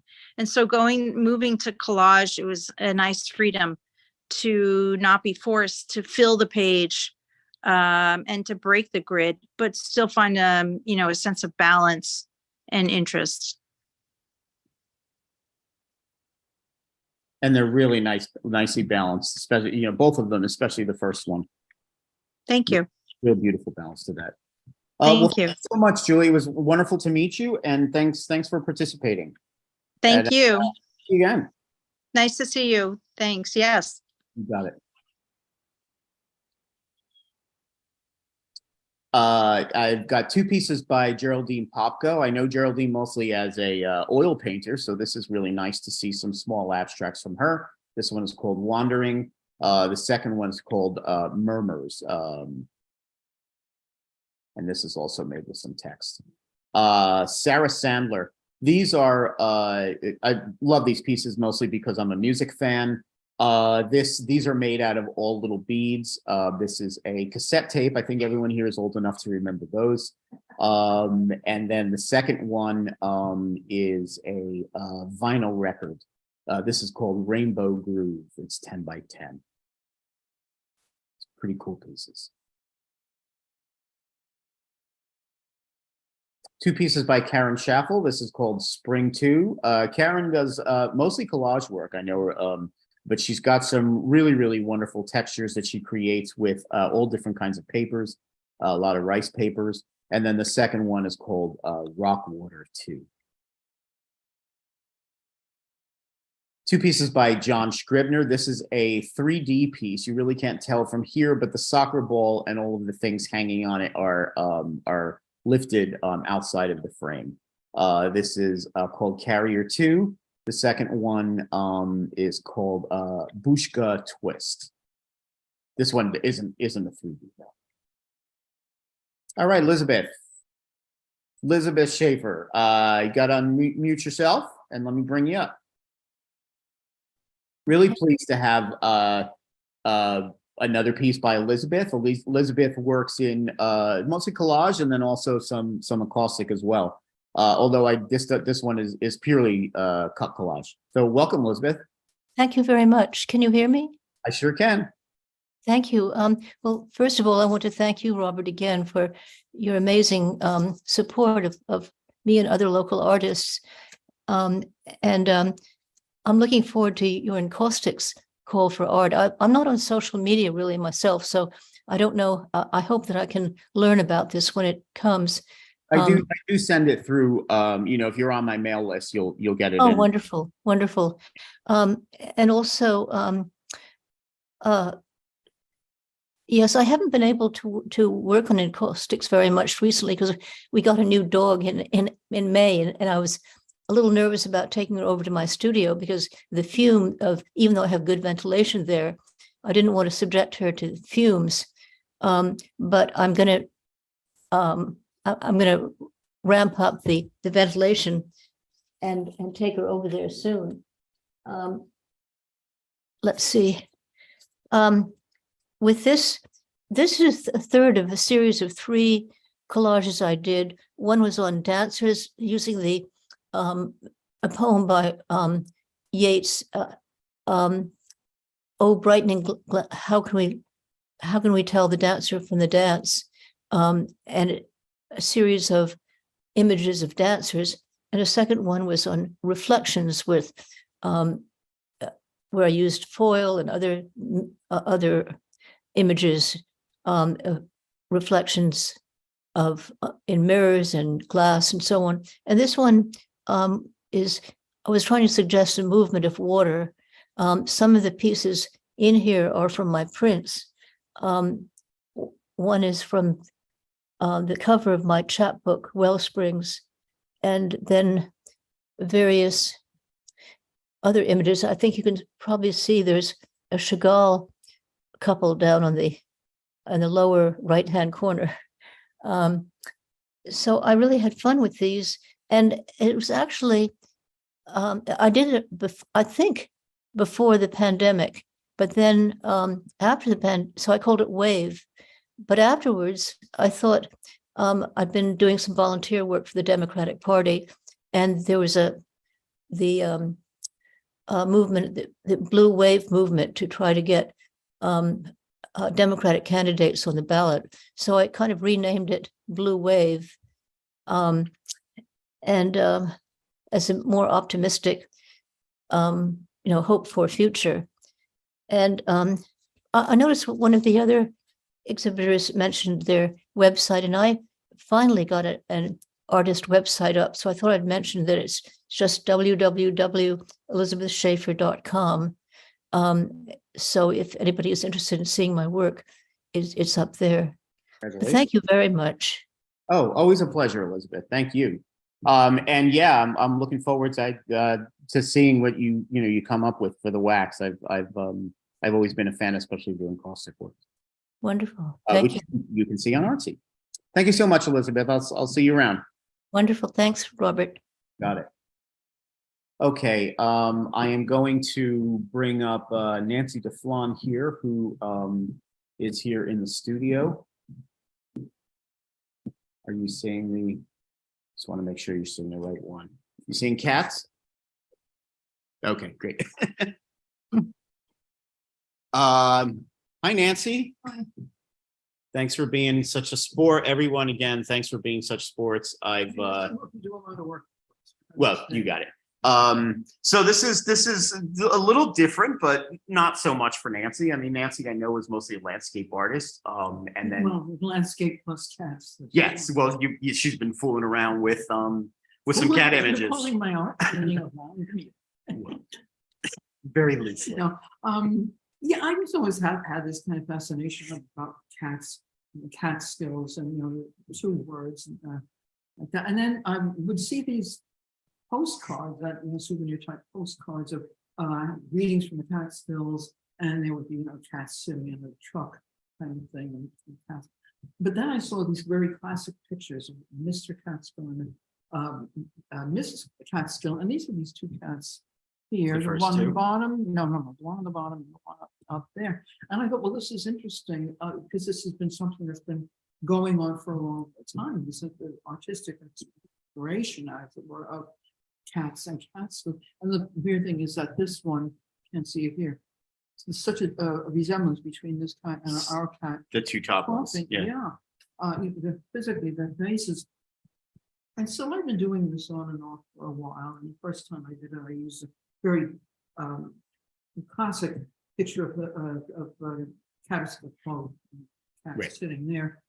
And then I started with that. I think it's probably after this cat had died that I thought of this idea. And I originally called the picture, I only had 3 cats at the time, Stairway to Heaven, which if you think of the people that actually go up there, and if they slip and fall on their way down to Catskill Falls, can be literally the truth. But yeah, really. But then what happened was back in June, a combination of broken ribs and an injured rotator cuff kind of sidelined my heavy photography, my heavy carrying out cameras and stuff like that to different places. So I decided to see what I could do, with recycling, as it were, repurposing some of my materials. And as I say, the original version of that had 3 cats. And then I thought, well, when this show came up and the opportunity to submit something for it, that's when I decided to, equity and stuff like that. I have all 4 cats, so nobody comes back to haunt me, and to make them a bit bigger. And then they were before, placed them a bit differently. And also, if you remember, we were talking about, because I had made several different versions of the background, and you and I were just, without even consulting each other, just were on the same page about which one should be there. And so, that's what I've done. Excellent. Well, I think it's really whimsical. I've seen reactions from other people who are really responding to it as well. The piece sold, congratulations. So, and the other piece that you did with the cats on the Catskill, the original piece sold as well during that show. So I think you got something there. No, I saw where people are responding. Catskill gift shop, yes. Great. It's something that you haven't seen. All right. Now I'm jealous now. Yes. All right, Nancy, always great to see you. Nancy's got some really wonderful landscape, a lot of seascapes. Her muse is Rhode Island, right? I got it this time. Great. I keep saying Cape Cod, but Rhode Island, I got it right this time. So please have a look on Artsy and see some more of Nancy's photos of Rhode Island, of the Hudson Valley. True nature lover. All right. Thanks, Nancy. Thank you, Robert. You got it. Good to see you. All right. Let's go back to this other one. Where are we at now? Okay. Let's share this screen with you guys and bring up, well, not yet. Amy Silvercleat. This is a really beautiful, beautiful fiber work. It doesn't really look like it's fiber art, but this is all fiber in here. Amy is, I know her from, she does lithographs. So it's sort of this sort of has the same kind of textural elements as you know, her lithographs do. It's really, really stunning piece. This is a second piece. This is also made out of fabric. Really deceptive. I mean, it's you know, she's a master at working with fiber and fabric, which is another show that I'd like to have. I know fiber art is starting to get recognition and see its day, which I'm very happy about. This is Lenore Solmo. This is called Dreamy. This is a little piece on corrugated cardboard. There's some collage magazine pieces as well, and then you've got some beads and baubles. Brad, are you still around, Brad? Brad Terhune? Brad. Here you are. There I am, unmuting. In there, man. Brad's an artist I've known my gallery days in New Jersey, so I'm really always pleased to have work of Brad's in the show. I've got two pieces, two collage works. This is the second piece. This is called August Complex. All right, Brad. Okay. Tell us about these ones. Well, thanks again for having me.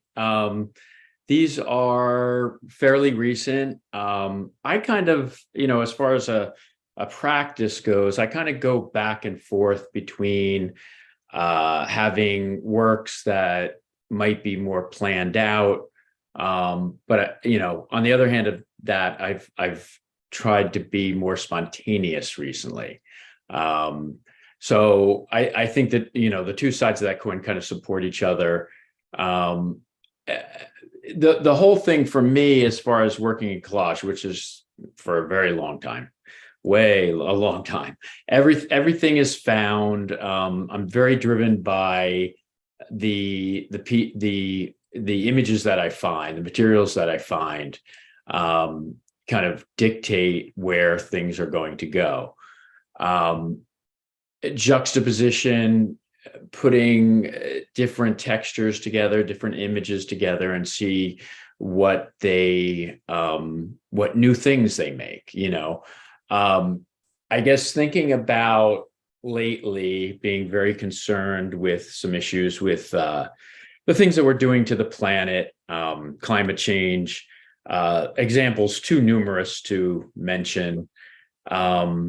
And living here in New Jersey for my entire life, we have such a diverse landscape juxtaposition right there.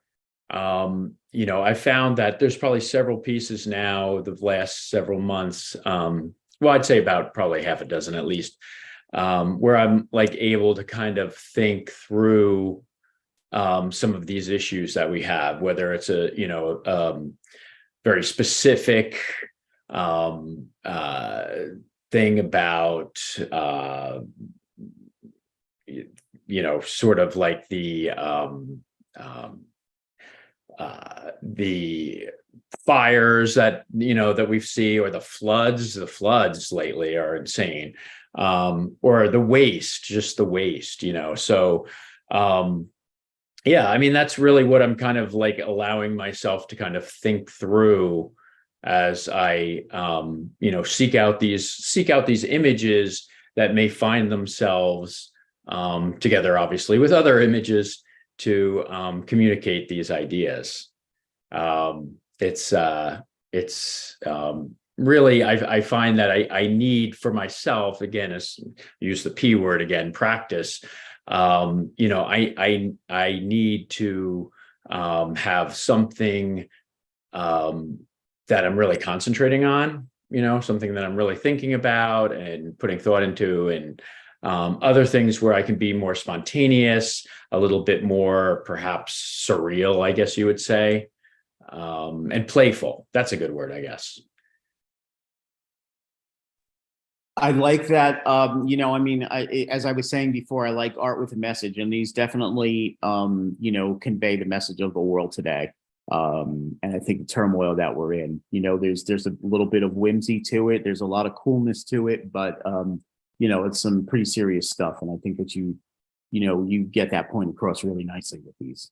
Yeah, I had read a paper called Deep adaptation, which I forget which university it came out of, but the author explored the changes that we need to make now, right now, so that our society within, half a century does not entirely collapse from the damage that we're doing in a lot of ways. Some obviously some things are much more detrimental than other things, but and it gets you to think about your impact, what daily things you do that are, could be harming or helping, the world that we live in.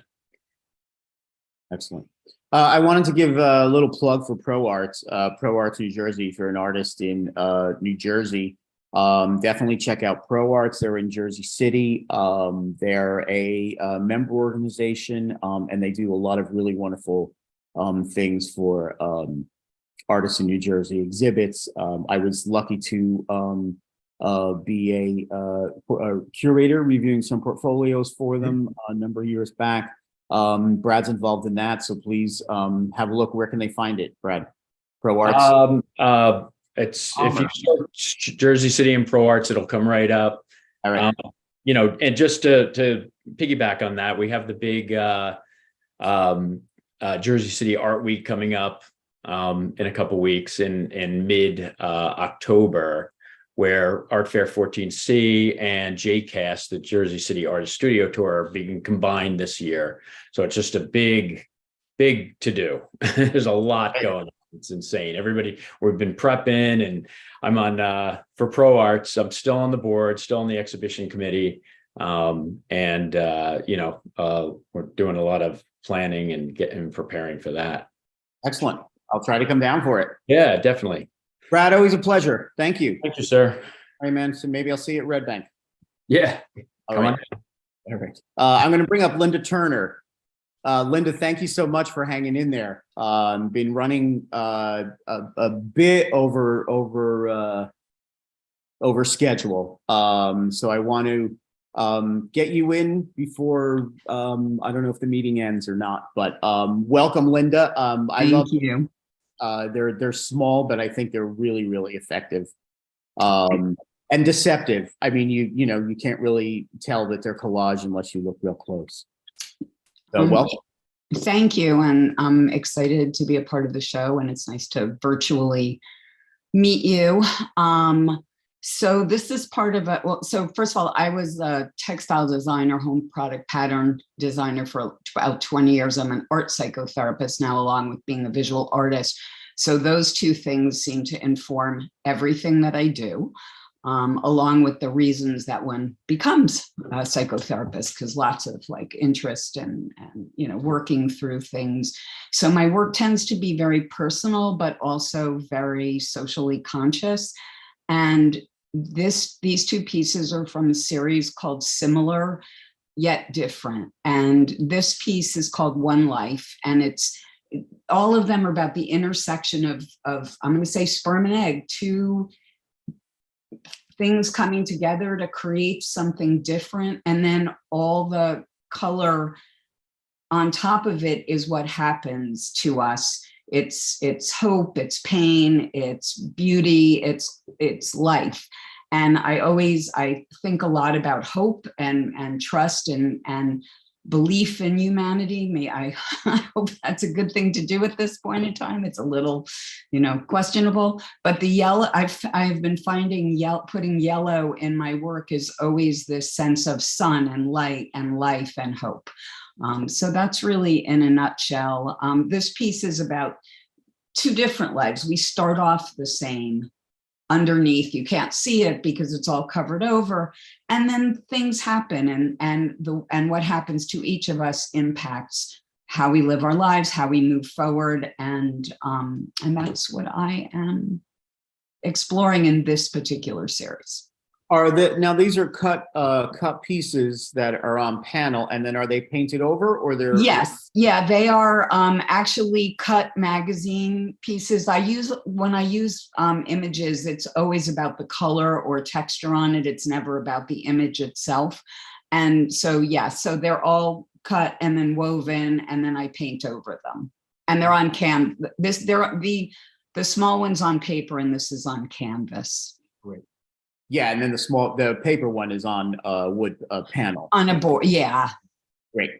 Well, I love having them here. Thank you so much. Thank you. Would love to get some more work in some of the shows. Thanks for hanging in there. I really appreciate it, Linda. All right, we're down to the wire here. I'm going to try to get through the rest before Zoom cuts me off. I really did not think we would go over. This is Emily Torina, or at least not go over as much. This is a fun piece. It's called Misty. 2 pieces by Jerry Todd. This is Moon Maiden Candy Pop. And the second one is called Subtle Series 2. These are made with, well, this first one is a lot of candy wrappers. And then the second is some found papers. This is by Suze Volk, This and That too. Really, really, it's a small but very effective paper collage. Another paper collage from Betsy Wilson. This is Painter's Rival Poets. 2 pieces by Faye Wood. This is from her Chapeau series number 6, where she took vintage images of women. And then the second one is called Life's Gifts. I did want to mention that I just opened a online show with Faye Wood called Arrange Whatever Pieces Come Your Way, which I mentioned before. Faye's a artist here living in Saugerties.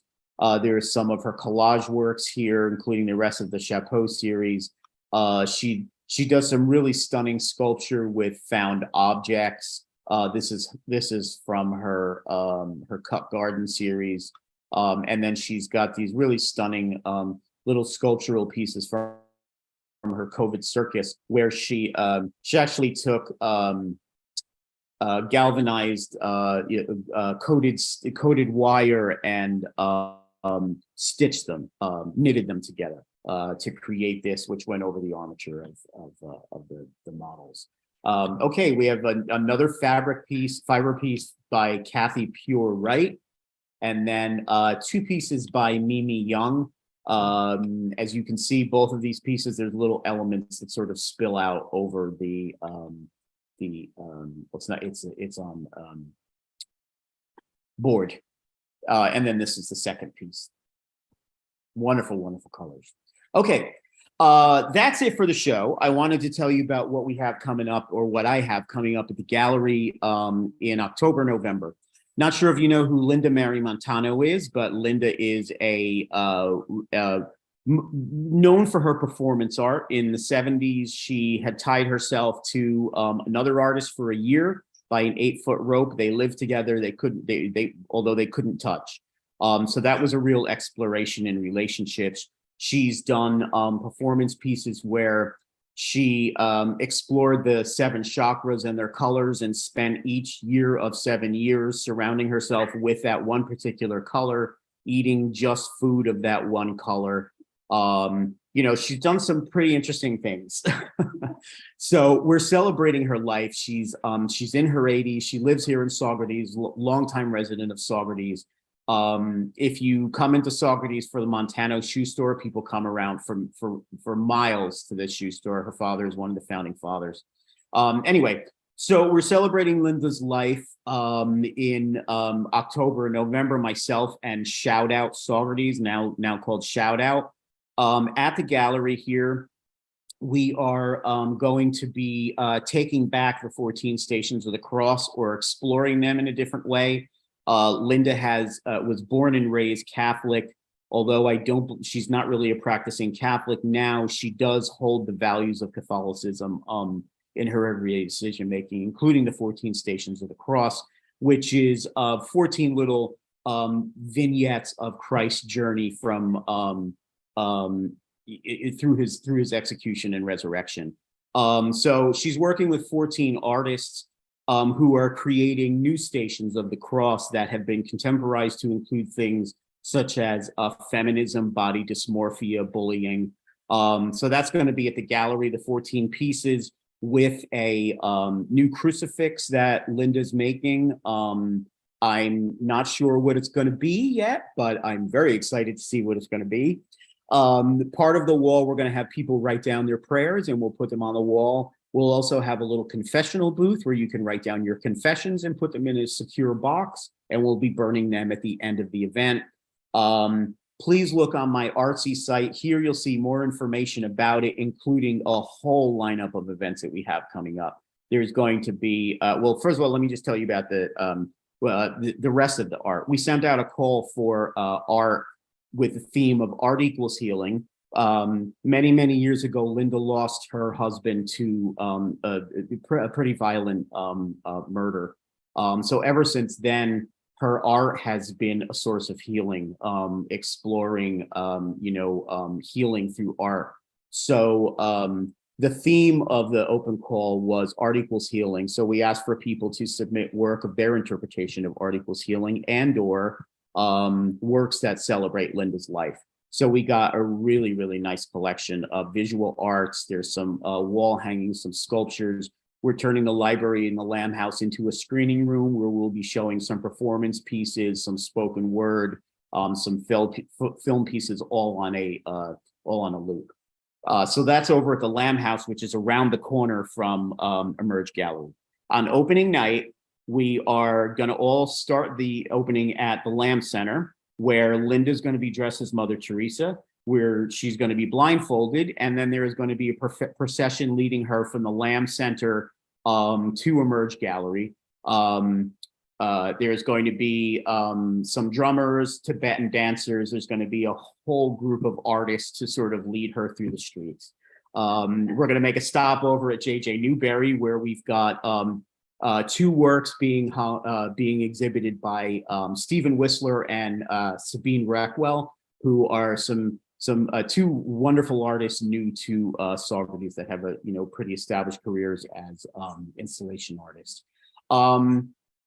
Let's see, what else do we have? Oh, so the following Saturday, we're going to meet again. Linda's going to be blindfolded that entire week from the opening until the following Saturday. She'll be staying with a friend, Jennifer Zachin, who will, take care of her welfare, make sure she's okay. So Linda's going to lead a blindfolded meditation. Afterwards, we'll remove the blindfold, and then Jennifer will present a sculpture that she made during that week while blindfolded. We'll also be doing a bunch of things. Oh, we've got a workshop the next day where at the Washburn Studios, wonderful space here in Socrates that has weekend classes. You can come and stay for the weekend, get your meals, and then go right next door and work in the studios. So we're going to be having a little session and workshop on artist therapy, and then a discussion on artist healing in your life. There's going to be a couple different performances. As I said, a number of different meditations by Linda. There's going to be some chicken dances. We're going to have an artist talk here at the gallery for the artists that are part of the 14 Stations of the Cross. We'll have an artist talk for the artists that are part of the Art Equals Healing show. There's going to be a performance piece of Coleridge's Xanadu performed by Celeste Graves, Mikhail Horowitz, and Gilles Maltney. And then finally, we're going to have a screening of Linda's latest film at the Orpheum Theater. It's an interactive piece exploring the times that we live in today, a lot of the grief, and then that will be followed by a Q&A on stage with Linda. And then finally, for the closing reception, Linda's going to appear and perform as Bob Dylan. So if you've never had the chance to see Bob Dylan, this may be your chance, sort of. So it's going to be a really jam-packed month through mid-October through mid-November. As I said, I'm having some problems with my website right now, updating it. But in the meantime, please look at my site on Artsy. All of these things are listed right there. Put them on your calendar and come on by. Just to mention again, I'm going to be putting out calls this week. The next show at the gallery following Linda Montana will be a wax show, which will include encaustic, cold wax, beeswax, any kind of wax that you're using. And then I'm going to do a virtual show that is art with text. That'll be texting. Doesn't necessarily need to make sense, just have some kind of text in it. All right. So that's something I forgot to say. Hi, Deborah. Yeah, please. Can I say something I forgot to say? This is such a post, what you're saying is so fabulous, Robert. I can hardly, keep up, but I just wanted, I did not mention that I have a show right now at Sue Ely Fine Art on 190 Orchard Street in New York City. Excellent. And it's on the Lower East Side, which is really great right now. It's a show of monoprints and a big painting. Oh, fantastic. Will any of the series from? I'll send you something about it. Yeah, please. Excellent. I'm hoping to find myself in the city probably in the next 2 or 3 weeks. So. Oh, great. Well, we'll be in touch. And this was fantastic, Robert. Thank you. Oh, thank you. I really appreciate you and everyone else participating in it. It turned out to be a really, really good show. I get a little anxious when I'm pulling these things together, but you know, I'm never disappointed. And this time around, I'm definitely not disappointed. So again, thanks everybody. Thanks for hanging in there. We went 40 minutes over. You know, I figured this would last an hour and a half, but it was all very interesting conversations, and I really, really loved hearing from the artists about, behind their work, the stories behind them. And you could really tell that everyone is so involved in this and so passionate with what they do. And I'm so pleased to have the opportunity to exhibit it all. So that's it for the show. Have a look on Artsy again and, spend a little time with the work. There's some additional works as well. Although I think we presented them all, even showed the works here in the gallery and then the ones that are specific to Artsy. The other show that's up right now is Something Blue, and that's just an online show. So I will see you next time. Thanks everybody. Peace and have a great week. Here to those. All right. And thanks for my my gallery here at the gallery.